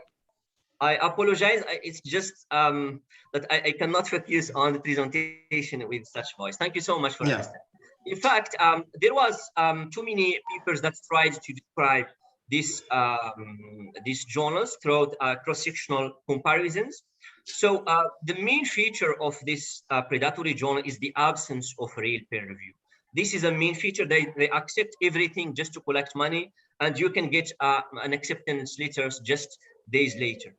Of course, as my colleagues said during their presentations, they use fake metrics, including false and high non-existing impact factors. We all know that to have an impact factor, the journal should be indexed on Web of Science, and these journals, of course, they are not indexed there. Of course, also they climb indexing on PubMed. They use editorial members to attract authors worldwide. They contact authors using WhatsApp and non-academic emails. They have low open access fees because, as you know, authors and researchers in low and middle income countries, they cannot afford the high open access fees in respectable journals. And for this reason, they reduce the fees so they can attract and attack them so they can collect money. Of course, they have also unstable and childish websites. They create websites to collect money and later they shut them down. Of course, also they have acceptance letters that are sent to authors just after submissions. They have spelling and grammatical mistakes in content published on their website. This means they are not peer reviewed. Now really serious peer review. Sometimes they ask you to correct some language, etc. But this is not really the peer review as we know in the field of science. And of course, they invite you using emails. They are not attached to academic publishers, and they mimic also the names and website of well-known academic journals. So this is called hijack journals. They use some similar titles of well-known journals to attract people, and they create them as an attractive strategy, etc. And of course, they have improper use of the ASSN number, unstable and lack of archived content. So these are just some of the feature of predatory journals, just to update your knowledge about. Unfortunately, there are too many research papers that try to address where people are publishing their papers in predatory journals. And as you can see, the conclusion of this nice paper that was previously published, they found that most of the authors are located in under-researched setting of developing countries with no previous experience in research integrity. This is very hurting. As you can see, Nigeria and Morocco are most of the targets of these journals. Unfortunately, this was a bibliometric analysis that was conducted using the Scopus database, and they found, based on a cross comparison between countries, that this database is infiltrated by predatory journals, and most of the countries that published there are from Africa. Unfortunately, as you can see here, this is hurting. I see my country here, Morocco, Nigeria, other similar settings such as Egypt, Libya, etc. So we are a target of these journals, and we need to work together to fight against this. In my field of oncology, we previously conducted a global survey to investigate perception and knowledge of oncologists on predatory journals. So this was a multi-center study from high-income countries and also from low and middle-income countries to see if there are any differences from perception on predatory publishing worldwide. So we developed this online 29-question survey to investigate knowledge and practice on predatory publishing with a focus on low and middle-income countries such as Africa. And as you can see, fortunately, we had some very good responses from African setting, as you can see here, described in low and middle-income countries. And also a half of respondents reported pressure to publish from supervisor. I think this is a factor that push our young early career scientists to publish in predatory journals. They receive pressure from their supervisors, from also funding agencies, from their institutions.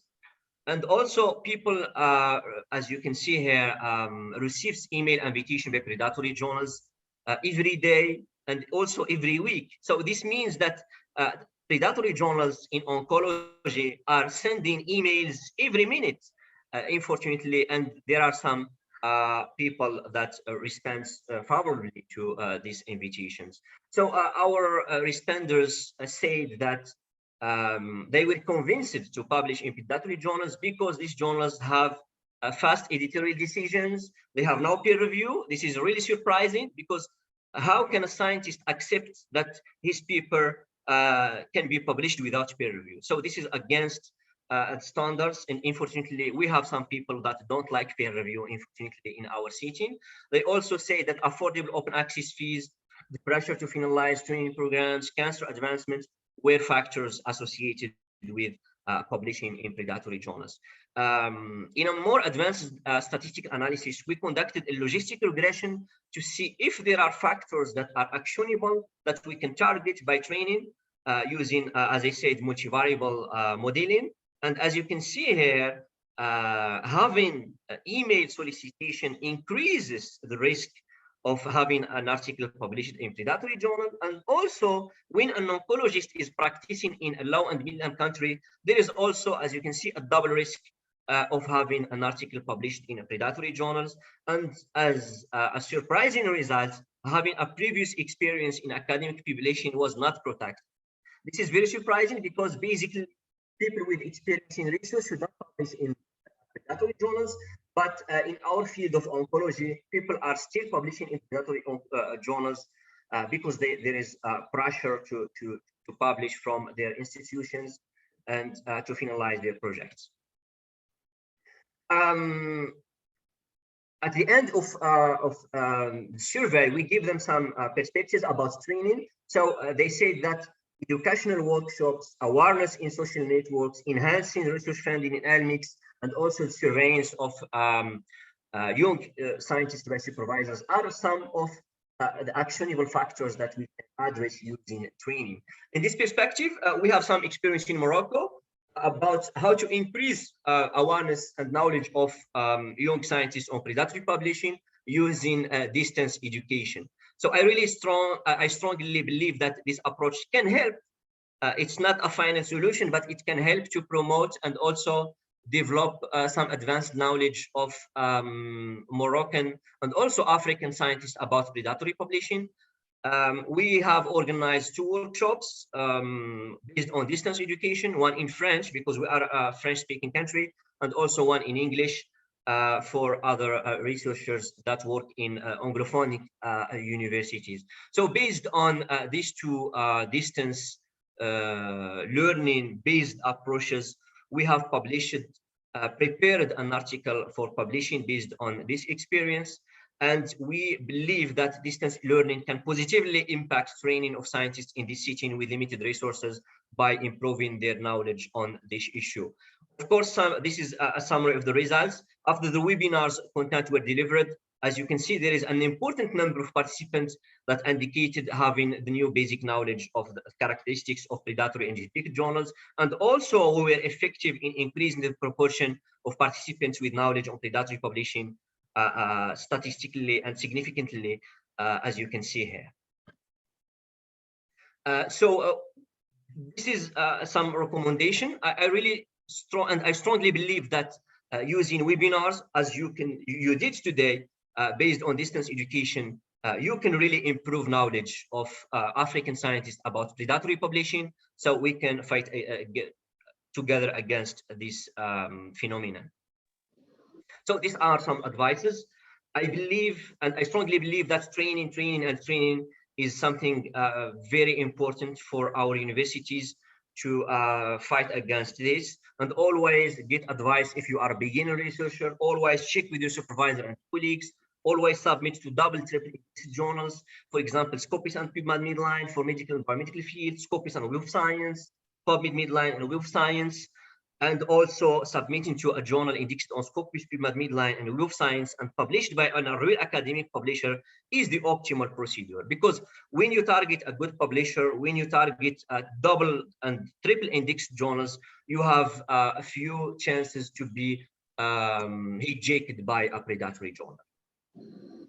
So now, before ending, I want to share with you some reflections. I am an editor with international journals. I work for free for open access publishers. And I really want you that you should not trust big journals when they talk about predatory journals. They are also predators and they are big ones.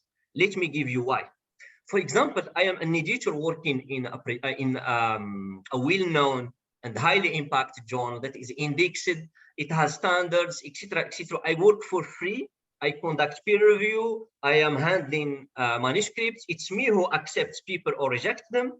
But one day, when I have an article submitted to the publisher of these journals where I work for free and it is accepted, they don't accept to waive the fees of my open access publishing. They say, okay, you work for us for free, but we cannot, unfortunately, waive the fees despite that you are working for us for free. I am not talking here about predatory journals. I am talking about real journals published by well-known publishers that have high impact factors, etc.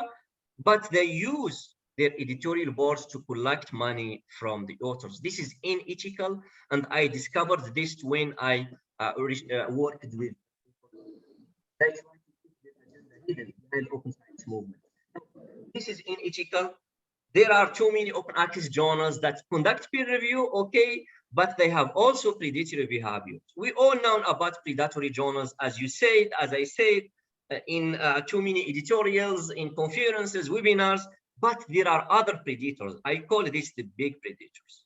So the Western world has lost ethical standards in academic publishing, and their current publishers are just money collecting machines. This is the truth. They are collecting money from open access, and they are using us as reviewers, as editors to collect money based on our free work. Big journals are infiltrated by big money to publish irrelevant clinical studies. They also bypass real peer review. Let me give you some examples for big journals where I have worked. So, for example, there are too many journals that tried to publish some phase 3 trials, clinical studies, randomized controlled trials. These randomized and controlled trials, they were flawed.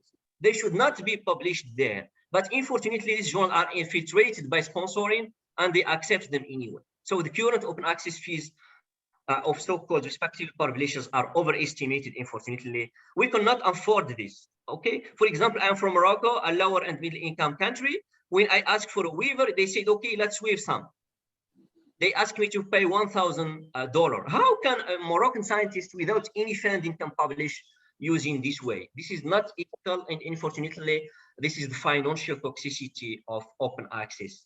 Unfortunately, how can a basis of making an article open access more than $1,000? This is real, because the real fees of access should not really bypass $100. This is the real, really the real article processing charges of an article. But unfortunately, this is business. So this is there is a lack of ethics inside these publishers. So we urgently need to redefine what a predatory journal is. We know about predatory journals. Okay, they are flawed, they don't conduct peer review, etc., etc. But there are also predators. We have an opportunity to develop real journals in Africa for African scientists, and please, we need to remove money from the publishing system. I think we need to invest this.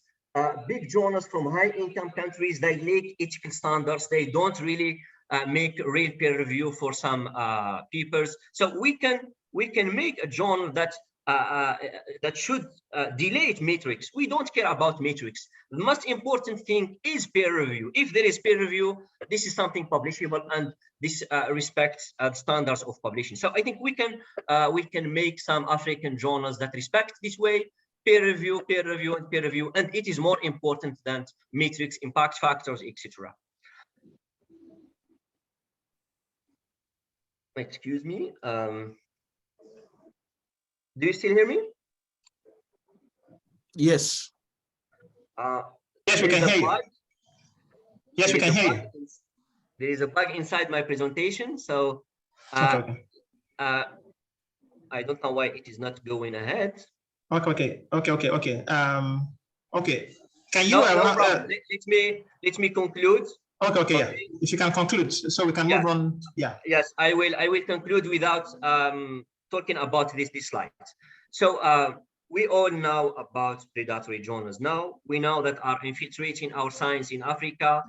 We have some actionable factors that we can address using training. But please think about the big predators. They are also big predators. And believe me, one day we will not find any free of charge journals where we can publish our science. All of them are transforming their business into fully open access, and they will not waive the fees. And at the end, if we do not create our own journals, I don't think that we are going to publish our science in. Thank you so much. And I will be very happy to respond to some questions. Thank you so much for bringing us together around this field of research integrity. Unfortunately, this merits more discussion and days of communication between us. So apologize if I was not effective, and I will be very happy to take some questions. Thank you very much, Dr. Bairi. That was an interesting presentation. Thank you for giving us your perspective on predatory publishing from your, in your own region of Africa, and some of the measures that you've been putting in place. Definitely, I've seen some of your work online. I saw the one you wrote about predatory publishing, and thank you for that. And there were several things you highlighted which are quite interesting and which can stimulate a lot of debate. So that's quite interesting. We'll still come back to Q&A, but due to time, let's quickly move on to. We still have two speakers, so let's quickly go on to Dr. Grace Ajuwon. Let me confirm if she can hear me. Dr. Ajuwon, can you hear me? Dr. Ajuwon, can you hear me? Can anyone hear me? Can someone please respond? Yeah. Yes, we can hear you. We can hear you. Okay. Dr. Ajuwon, are you with us? Okay. I can hear you. Okay. I can hear you. You can hear me. Okay. So we're moving to you now. I will just quickly introduce you so you can commence your presentation now. So Dr. Ajuwon is an academic librarian. Has a PhD in Library and Information Studies from the University of Ibadan, Nigeria. She's the acting medical librarian of Latunde Odeku Medical Library College in the College of Medicine, University of Ibadan. She provides reference and information services to patrons, including students and faculty, and other allied health professionals in University College Hospital, Ibadan. And she also conducts training on online database searching. And she's an associate lecturer also in University of Ibadan, teaching courses, and has supervised both undergraduate and postgraduate students. So that's a brief summary. The title of our presentation is Predatory Publishing, a Threat to Scholarship. You have the floor, ma'am. Thank you very much. Yeah. Can I share my slides now? Yes. I think our host is already assigning you, making you a host. Okay. Yes. Just give us a few seconds. Okay. Okay, yes. So you're the host now. Okay, while that is going on, I would like to thank Emory for inviting me to be a part of this event. The president, Chukwumokoli and his team, it's been wonderful listening to other presenters. I'm really glad to be here. Yes, you're welcome. So you can go ahead and share. Okay, yes. A lot has been said by other speakers, so I don't think I have much to say. So I'm talking about predatory publishers. My presentation is Predatory Publishing, a Threat to Scholarship. So the reality of predatory publishing, the reality of life as an academic.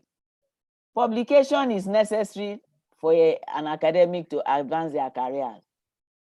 In addition to earning a PhD, academics also need publication in order to move on until retirement. So it's either one publishes and flourishes, or publish or perish. A lot has been said about that, but there are pitfalls.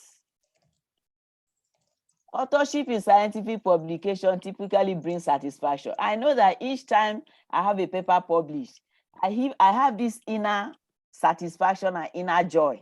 It doesn't matter whether you are a professor or you are a doctor.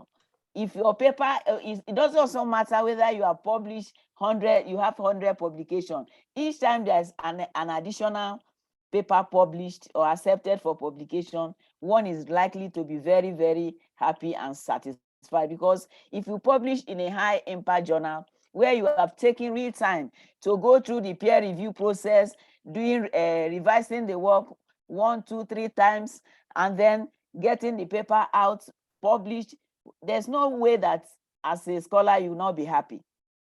So there are several journals from which researcher can actually choose to publish. So we don't have to publish our work in predatory journals. It's limiting. However, some people say they don't know. They have to publish 14, 15 journals, articles in a predatory journals out of ignorance. But someone has come to let us know that predatory, there's what we call predatory publishing, and that is Jeffrey Bills, who in the early 2000 got to let the world, the scientific community, know that there's a problem, that predatory publishing is now on, and we should be very careful. And he defined it as an exploitative publishing business model, where publishers collect fees from authors without providing the editorial publishing that is required or that is done by legitimate journals. So predatory publishers are those that make money. They have no interest in research. They have no interest in advancing science. All they are interested in is money. So they use false metrics and inclusion of content. They use all kinds of base to lure authors to get published. All they talk about is cash and carry. Everything about them is money. So predatory publishers, they promise authors of very short, limited time. They can publish, like as is said by some other presenters. They can publish overnight. Once the money gets to them, they get your papers published without wasting time. And there are many. One of the professors gave us at least 20 key features or characteristics of predatory publishers. So I don't want to waste our time talking about them. One thing I want to talk about is that these journals make unrealistic promise of rapid time frame for peer review. So they don't even bother about peer review. Many of the time when they publish the papers, it is just the way the authors are submitted to them. And this is not doing good to peer review. Yes, in my email, my institutional email, every day I receive all this asking me to submit a paper. Hello, Ajuwon, I am so. I want you to send your paper. I am a librarian. And he's asking me, this lady is asking me to publish in a mental health journal. I'm not a psychiatrist. But this is what's one of the characteristics of pediatric journals. The publishers ask you to send manuscripts to journals that have nothing to do with your field. So why do people now, why is there an explosion in this publishing outfit, the predatory journal? There's an explosion in the number of journals that publish articles in the open access model. The reason is that it's a lucrative business, and this is open a new frontier in the publishing of articles where a lot of money, thousands of dollars are being made by these predatory publishers yearly. And this is because there's high demand. In a country like Nigeria, with many universities coming up, we have many academics, young faculties, they want to get published, they want to be promoted. So they take the shortcut. Some of them don't have mentors. What they do is, so the predatory publishers are there, And sometimes $200, $300, they get their papers published in limited time, and then they are happy. But later, when it is time for promotion, they realize that no, these publications cannot earn them good assessment, because there are so much errors in the work.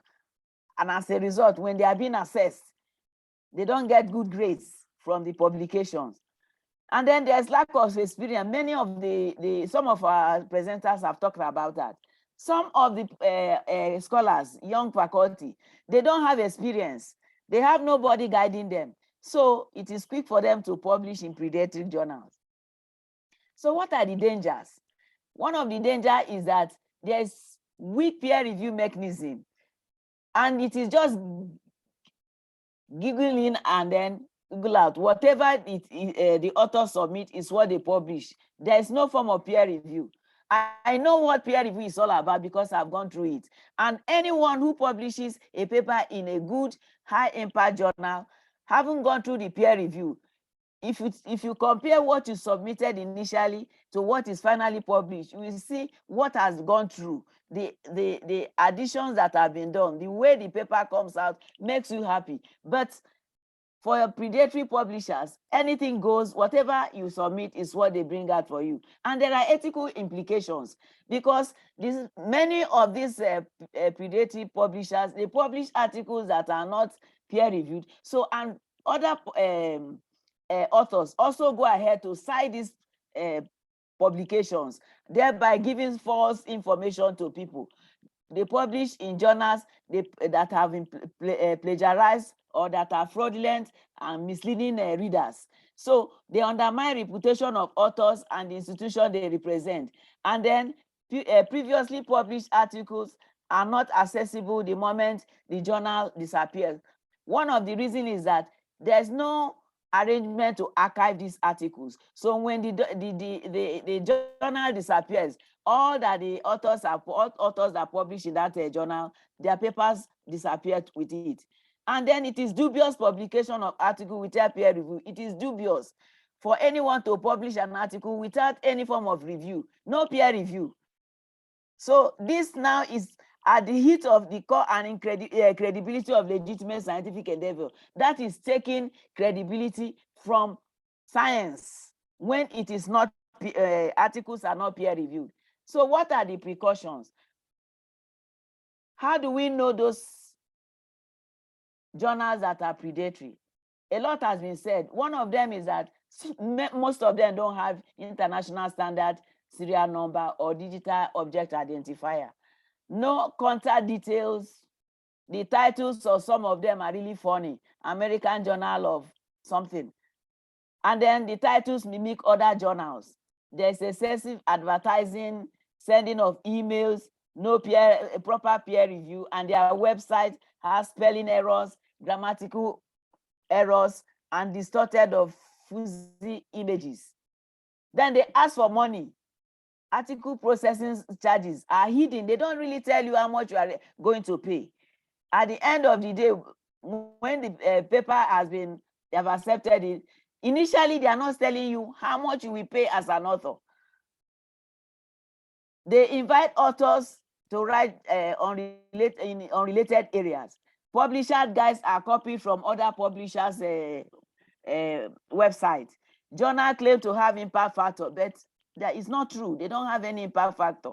So several journals have some editorial boards, and they just call people. One of the professors who presented told us how his name is used. He was not even informed that he's an editor of the said. So how can we address this?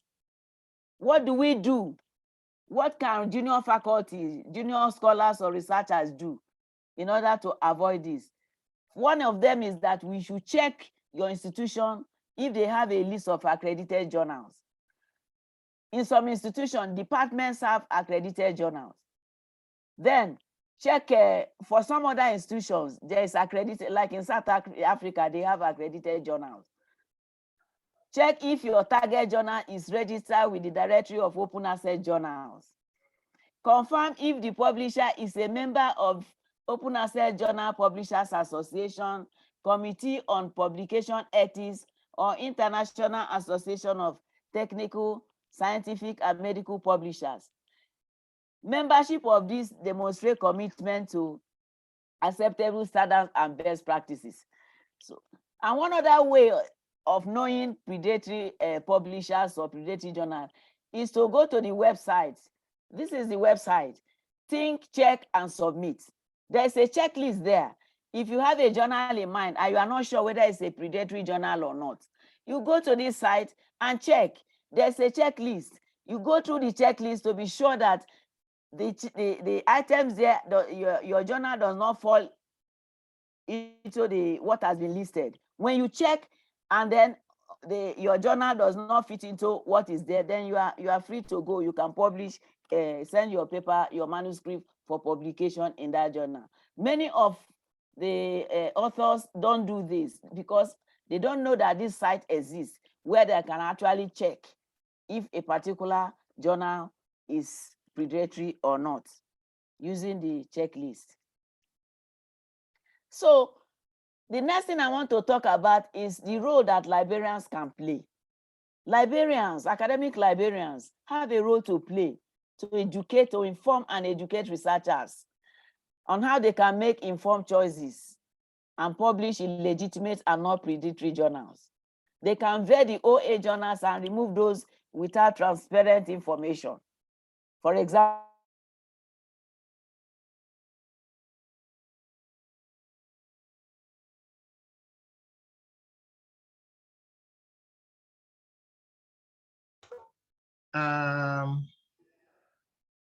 I'm not hearing our presenter again. Am I the only one? I think we can't hear again. We can't say her too. Okay. Dr. Ajuwon, are you still with us? Let me see. I guess she's having some connectivity issues, but I can still see her on the participant list.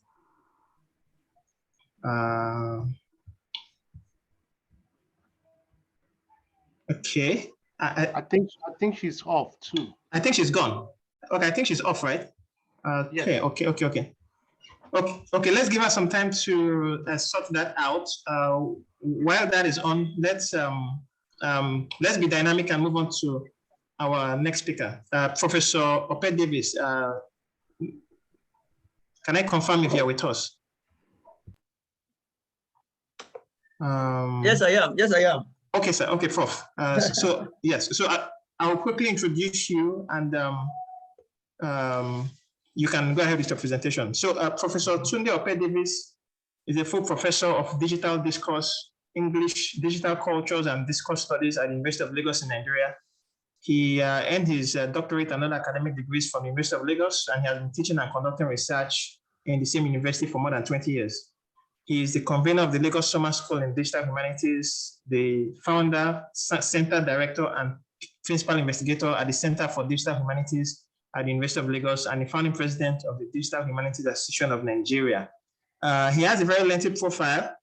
Just to summarize that, he has served in government. He was a senior special assistant to the office of the Deputy Governor of Lagos State, and he quite an impressive profile. So I would just, because of our time, Prof, I would invite you to deliver your presentation on developing the passion and platform for expected global scholarly identity, a bulwark against predatory publishing. Prof, you can go ahead. Thank you very much, Chikuma. Yes. Well, I want to first of all thank the organizers of the event, and thank all our colleagues, those who have spoken before me, and obviously we've learned quite a lot. Well, I didn't quite anticipate the kind of the big platform that my friend and my brother and colleague, he asked me to, I must just come and speak, I must just come and share something with them. so I'm happy to be here because I've learned also from discussion and the debates. So quite insightful. And then I believe that I just wish that junior colleagues will be able to have access to some of this discussion and suggestion that colleagues are provided here. I won't be able to quite share anything with us. I will just from what I have here, I will just, because I mean the moderator has given us the permission to speak freely. Yeah. So I will speak freely, and then given the fact that practically all the speakers have done very well, and we have information that we need to be able to avoid predatory publishing. But in the next few minutes I have with me, I will just share my thoughts and then see how that can help us and help our colleagues. Let me thank Dr. Sogbanmu. Yep, she mentioned, I'll just point out some key things that I know connect with what I want to say. She emphasizes learning the rope early, following best practices. Professor Tella, he emphasizes we should aim for excellence. And then he mentioned the importance of where do you want to belong to, local champion or a global champion. Distinguished Professor Olukoju also talks about the need to create a brand, high quality research and scholarship, and then compliance with international standards. Dr. Bairi, of course, he gave us quite an expansive and lengthy discussion on various aspects of predatory journal, sharing his experience with us. In fact, I found his experience of putting together some conjured data and then sending it, and then the publication came out, and then they were surprised that, oh, can you imagine? You know, we just put this thing together, and then so quite interesting. I think quite eye-opening for us. That look, don't just throw some of these journal out there. But he mentioned something that I want us to take away from here, which I found very profound, and which I believe that all of us as African scholars must pursue that. He says it is time for us to respect ourselves, respect our science. Okay, all these international publications we are depending on. It's time we also begin to come up with something that, you know, the world can respect. Okay, we talked about training, and then he says peer review should be prioritized over metrics and impact factor. If I got him right, yeah, peer review should be the basis for whatever we are talking about scholarship. And I think I agree with him that if I write something, I put something together, and a professor in Morocco University, for instance, looks at it, another scholar in Zambia looks at it, another one in Ghana looks at it, and I say, oh man, this is something, this is eye-opening. I think we should begin to respect that.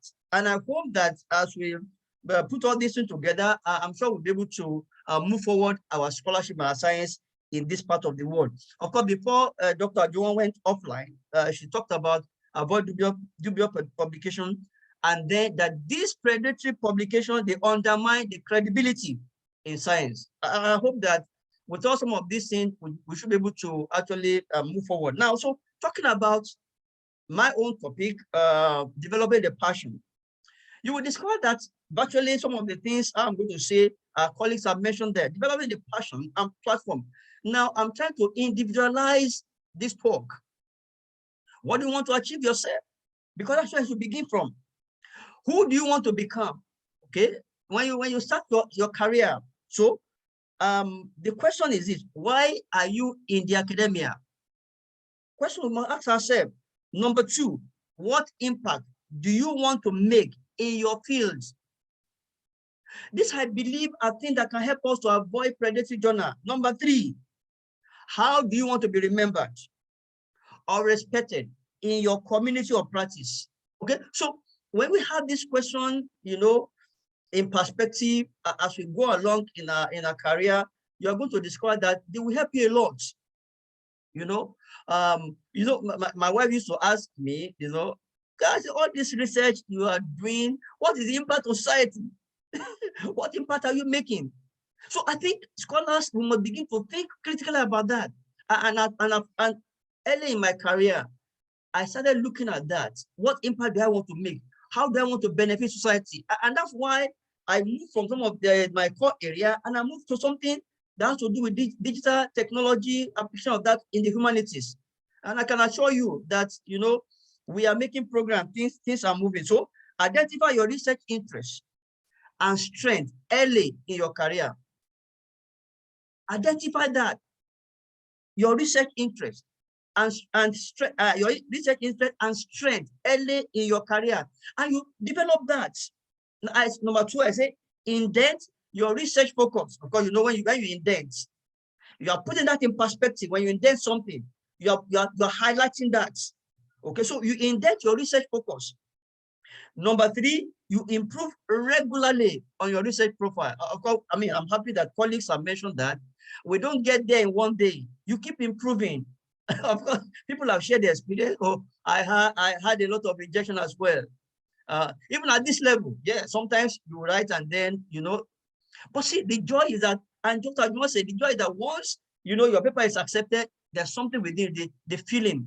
Now, a colleague, I and a colleague, we just published a research on COVID-19 in Nigeria, and it's coming out in one of the best journal in our field. And I've been trying to publish in that journal for a long time.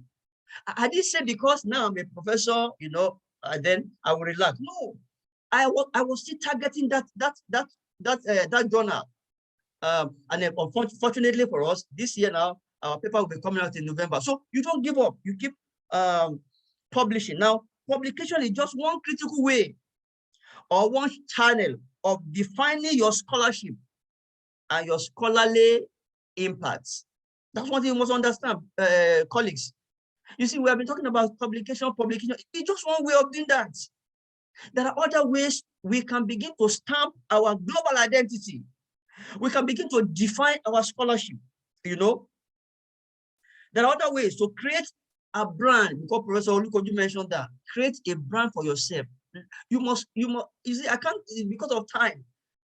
Even while I'm here now, you see, you just describe as one university just invites you. And so now we read your publication, and then we want to collaborate with you. Now talking about, you know, highly reputable university in Europe, reaching out to you. And so we know you, and we have heard that you are the authority in that field, in your region in Africa. And so want to collaborate with you, want to establish partnership with you. It's because of the quality of what you have done. That's why they can see that online, or they heard about other colleagues. In fact, it was a colleague in Germany that recommended me to them. Oh, I said, if you are looking for an expert in that field in Africa, go and talk to this guy. So create a brand for yourself. Know what you are looking for. And how can you do that? There are ways to create a brand. Number one, by winning grants. Number two, by winning fellowships. So you don't give, oh, you have a PhD now and then you are relaxed. No, go ahead and get postdoctoral, because the more you get that, the more your global identity is spreading and the people are getting to know you. Number three, you attend international conferences. Professor Olukoju alluded to that in his presentation. So these are different ways that we can actually establish a global identity respected. Okay, so that's my emphasis, that the first thing we must think about is how do we establish our global identity? When people know you, when your colleagues know you in other parts of the world, they have some respect for you. And then, of course, they must have read your work in one big journal, and then you know, you begin to earn some, you can even begin to earn some income from all of this collaboration and activities that you are getting, but not just waiting for, okay, I need to publish so that I can get promotion. Our colleagues, they've addressed that. Why do people go into that? Okay, you know, they want to get promoted quickly. Okay, now this is the age of this is the internet age, and we have availability of open access journal online. So I won't waste more time on that. Our colleagues have mentioned that. So that's why we have that. People can now access journal. You find out that, you know, in our days when there was no internet, when we started, there was no internet. So you have to write and send it by post, and then you wait for it to come back, and then you're back and forth and so on. But now you can just publish anything. You know, a former PhD student of mine, before you know it, he has published almost more than 60 papers. You know? And I was telling him, I said, look, young man, this thing you are doing, look, yeah, you can, they will be accepting your paper here and there, but you know, there's a limit. And another thing we need to do, especially those of us in the humanities and social sciences, you know, men of all, we are not brought up with, you know, mentoring other people, you know, collaborating research with other people. I mean, those who brought us up. In fact, when I was doing my PhD, my first supervisor said, look, don't publish anything, don't publish.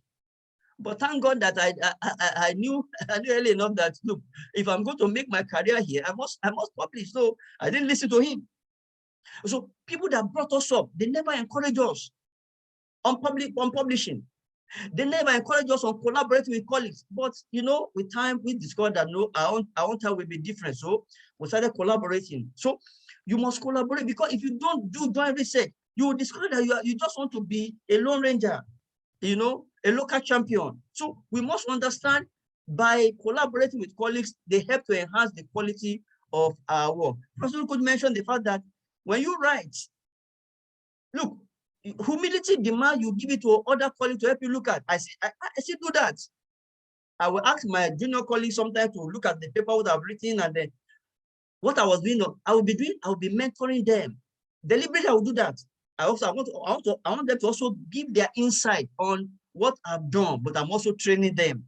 So, colleagues, these are ways I believe we can actually develop the global identity that can provide a bulwark, that defense against publishing a predatory journal. And okay, they will drive for promotion. These are financial inducement, desire to compete with your peers in other universities. These are ways. These are things that push people to publish in predatory journal. I won't wait more time, because I mean, what I have here, others have mentioned them, so I won't be able to, I don't want to repeat those issues again. But again, remember 3 things I mentioned earlier. You want to develop your passion and a platform for a respected global scholarly identity. Why are you in the academia? What impact do you want to make?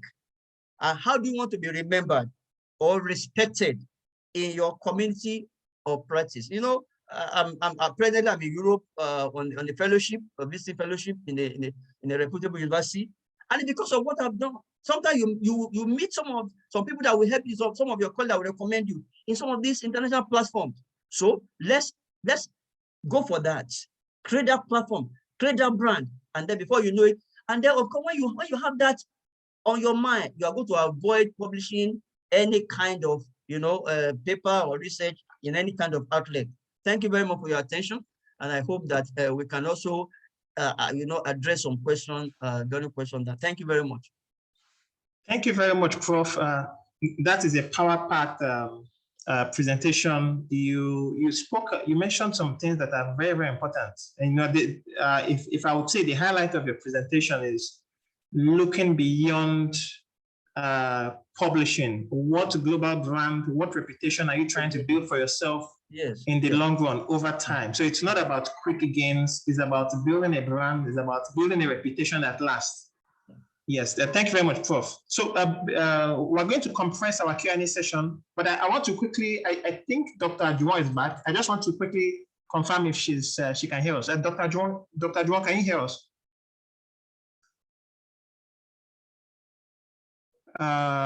Yes, I can hear you. Okay. Sorry, I think you had some connection issues. Yes, right? my internet is unstable. Okay, no problem. Okay, do you want to just summarize for us what you couldn't cover before we go to the compressed Q&A session? Okay, I was actually talking about the role that librarians could play in supporting researchers and scholars in their institutions, that they could help with ensuring that the scholars don't publish in predatory journals, help them in getting the list of B's list, and ensure that the journals they intend publishing is not in that list. They could also help in informing them about predatory publishing and how to ensure that they avoid it completely. And in some institutions where they have funding, librarians are made to be in charge of payment of the article processing charges. So, and they ensure that only those scholars or researchers that have decided to publish, intentionally want to publish in a high impact journals are given that opportunity of their articles processing charges paid. So librarians have a lot to have the important roles to play in assisting researchers and ensuring that they don't get trapped with publishing in predatory journals. Thank you very much. I think that's it. Thank you very much for that succinct summary on your presentation. We appreciate all speakers. So we're going to compress the Q&A session because we've already overshot our time. I would quickly engage the second set of speakers, ask them one question each, and I would appreciate if we perhaps if your responses can be a bit succinct, just so that we're mindful of our time, because we still want to compress some short time to take maybe one or two questions from the audience. So my first question goes to Dr. Ajuwon. I'm starting with you. You just highlighted the librarians, and from what you've said, the librarians have a role to play in this whole battle. So my question to you is, we have countries where their universities have lists of accredited journals. We even have the example of Professor Jeffrey Bill, who started that the Bill's list, and we know some of the controversies that created in the pressures he received, the pressures that came from him releasing that list. But we saw how such lists have been able to guide, or at least created some awareness. So in Africa, what measures or what roles do our librarians and libraries have in creating or curating a list of accredited journals that can guide our academics from publishing in some of these journals?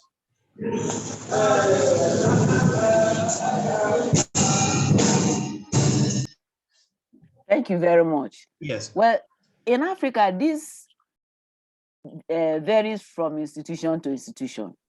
In some institutions, the librarians are usually asked during promotion exercises to vet the list of journals where faculty members could publish. In other institutions, some of the institutions, they don't even bother about having a list. But even when librarians create such lists, they are not used. But in some institutions in Africa, like my own institution, during promotion exercise, librarians are asked, please check this journal when there are controversies. Check this journal if it's a predatory journal. And the librarian will go through the list to see if it's a predatory journal or not.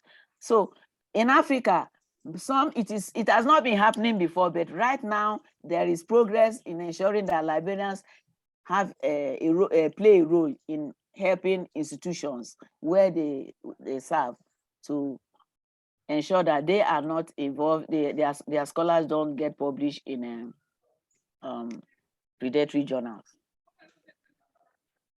Thank you very much for that response. And the responses so far, we've had a lot of insightful responses. I'll quickly go on to Dr. Bairi. And so Dr. Bairi, your presentation was quite insightful. You gave us, your perspective on certain issues, some of the initiatives that you've been involved in. There's something I want to ask you. For example, you talked about some highly respected journals also being predators, and I know there's a lot of debate around that issue. When you look at some of the high article processing charges some of these journals charge, and versus what some other in quotes, low impact journals will charge. And then all of this is laced with the whole open access debate. And now predatory publishing, it seems it is being tagged as an unintended consequence of the open access movement, whereby you have this numerous complaints that open access journals, open access publishing is closely linked or aligned with predatory publishing. So my question for you is, what guidance do you have for African researchers to properly distinguish between legitimate open access, the publishing model versus the predatory publishers who have capitalized on the open access movement to cause a lot of harm?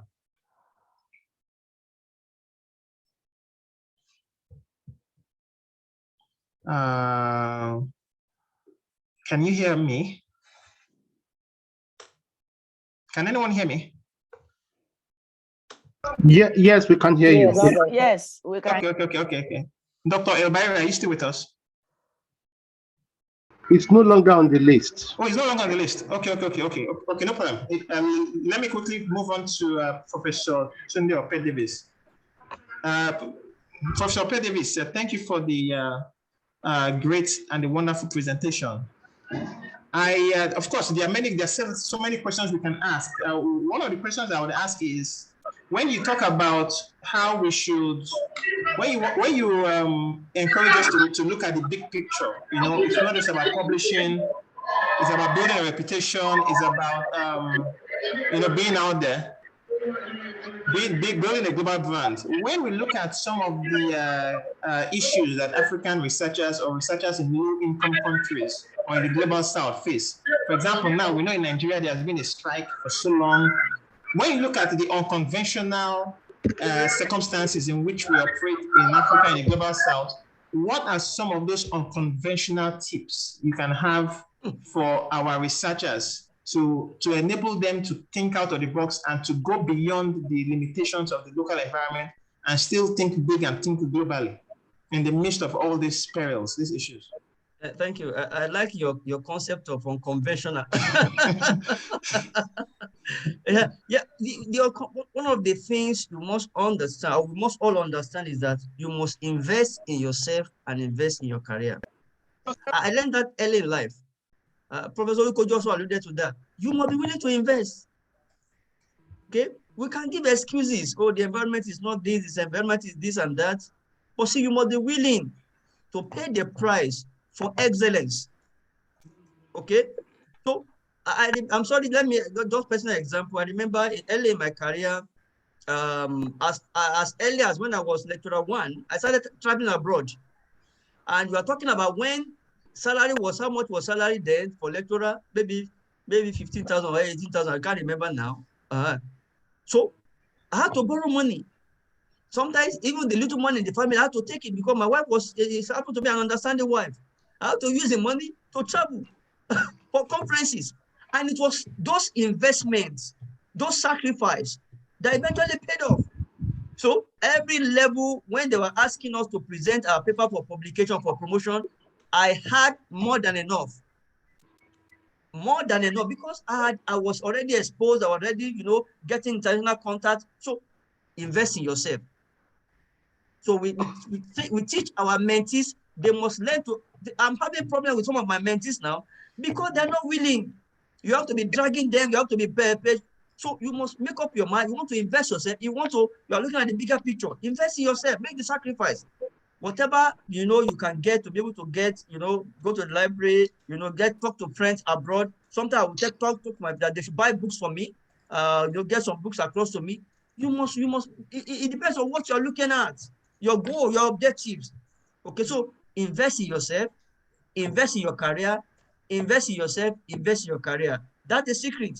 And of course, with all the challenges, and then you see that it's easier to actually overcome some of the challenges we are talking about. I mean, we are not we can't see these challenges going away in the nearest future. We can't see them going away. You know that we have it's becoming more complex.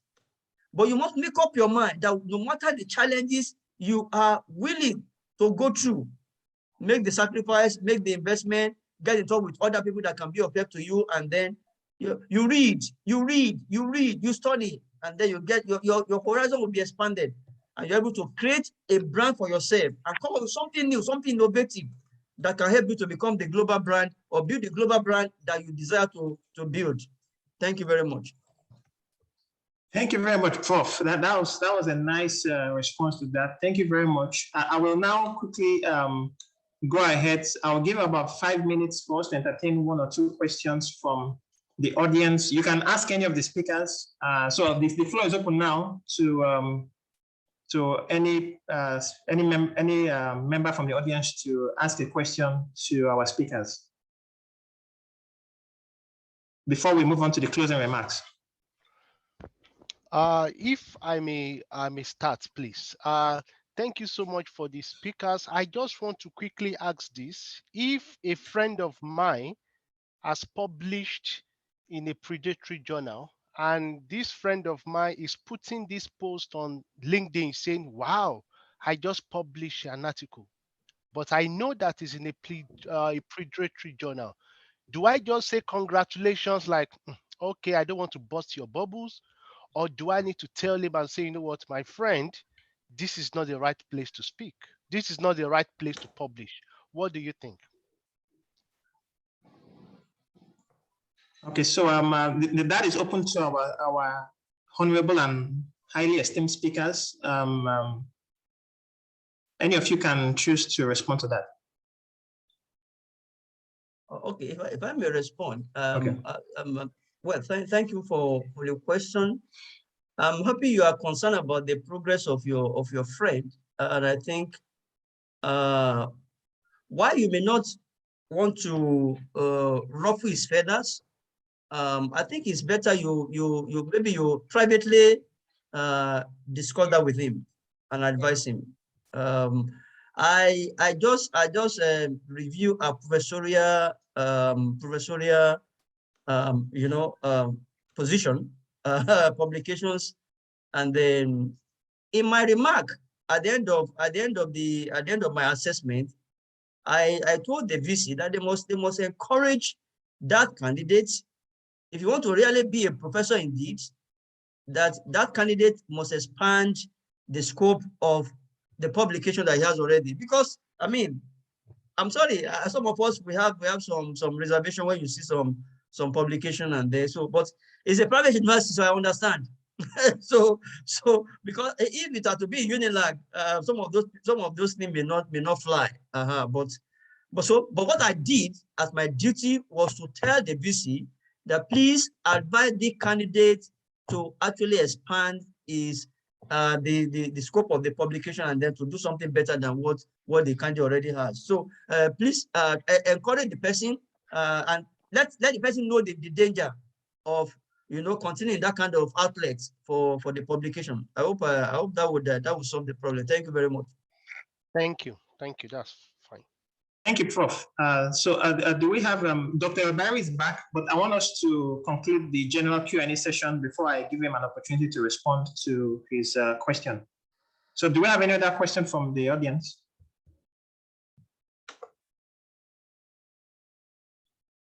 Okay. Maybe I should. I'm also part of the audience. So let me ask my question. So a lot has been said about publishing a high impact journals, and why we should aim, publish in big brands, where we know that the peer review is thorough and rigorous, and there is this notion that publishing in a certain category of journals has it comes with higher merits. So my question is, we also talk about encouraging our local journals, to thrive in Africa, So my question is, are we not, the more we put our focus on the high impact, the journals with the metrics, the journals with the high impact factor journals, the ones that are seen as repeatable, are we not doing a disservice to our local journals and pushing them backward in some sense? How do we create that balance between the drive towards high impact versus building our own capacity in Africa? So that's a general question. I think Dr. Bairi was looking excited at the question.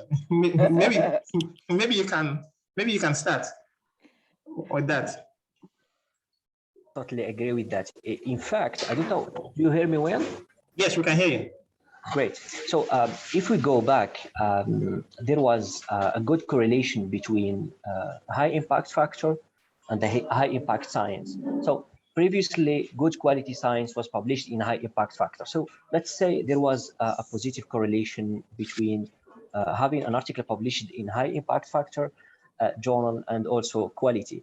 But currently, there is a movement of transforming these high quality journals into fully open access. So we put money inside these journals, and it is now just business. Okay, let me give you an example. I have now conflict of interest to share.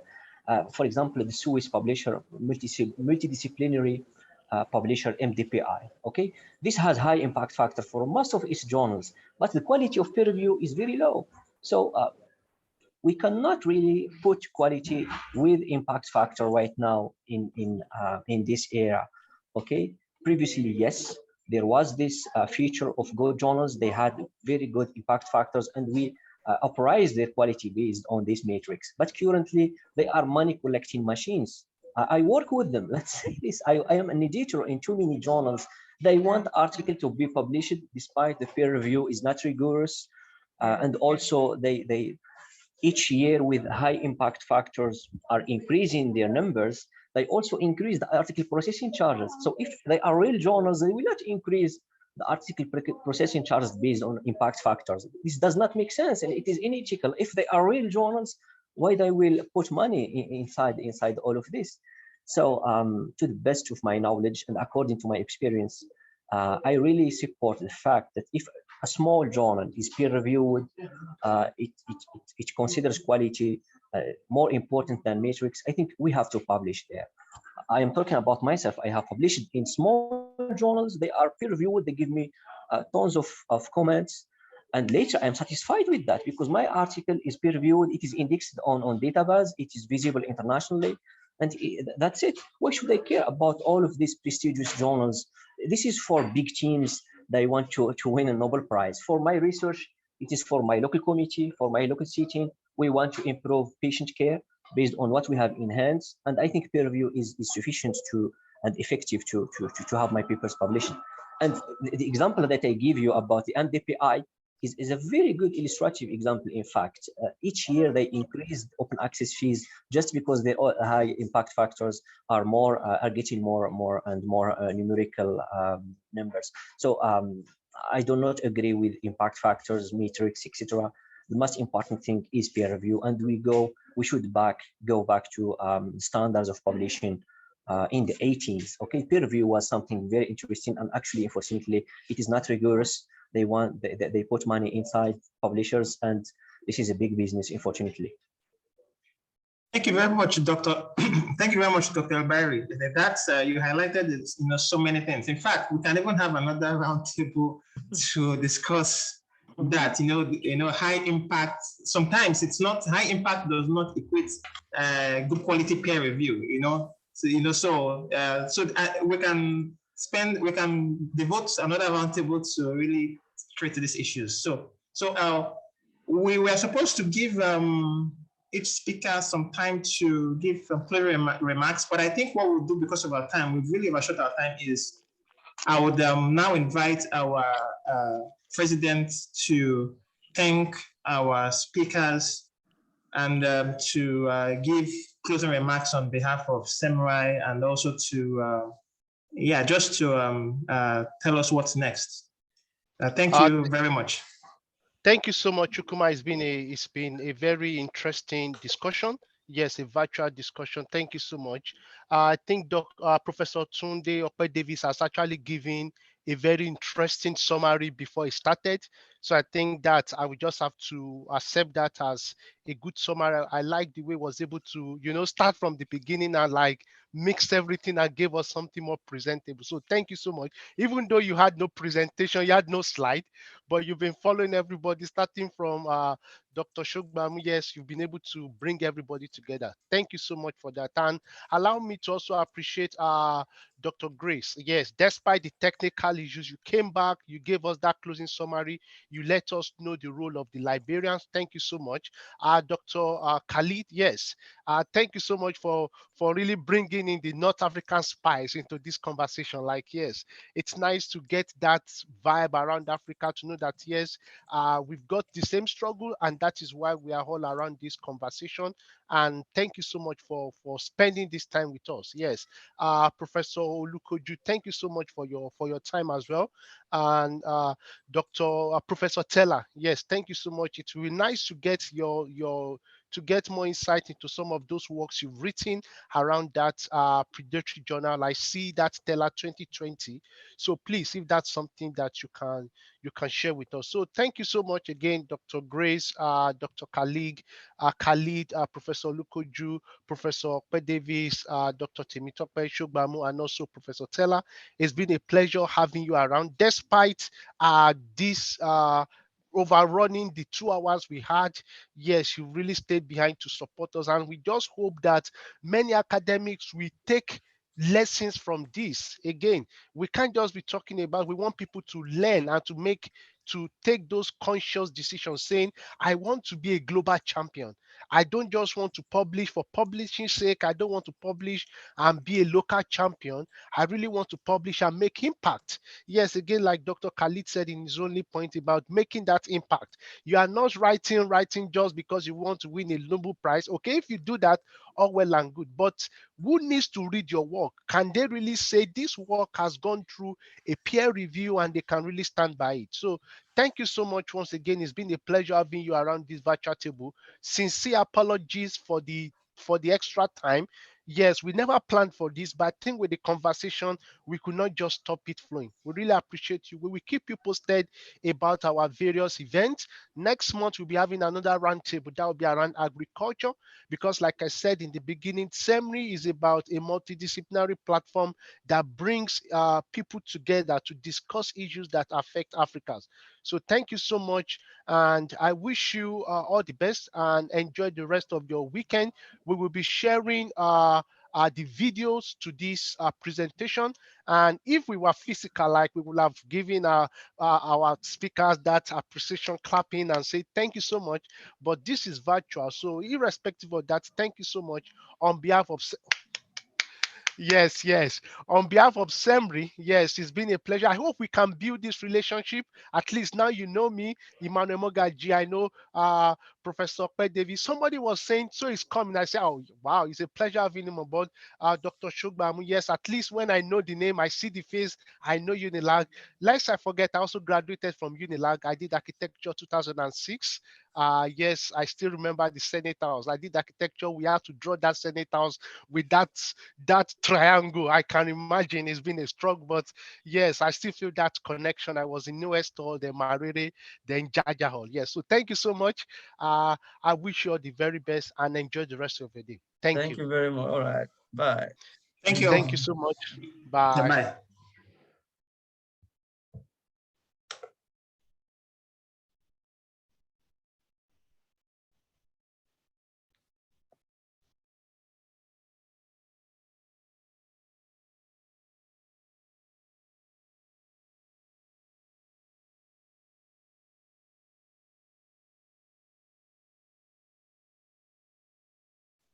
Yes, Dr. Khalid, I really appreciate your time. So this is unofficial conversation, like, yes, just at the end.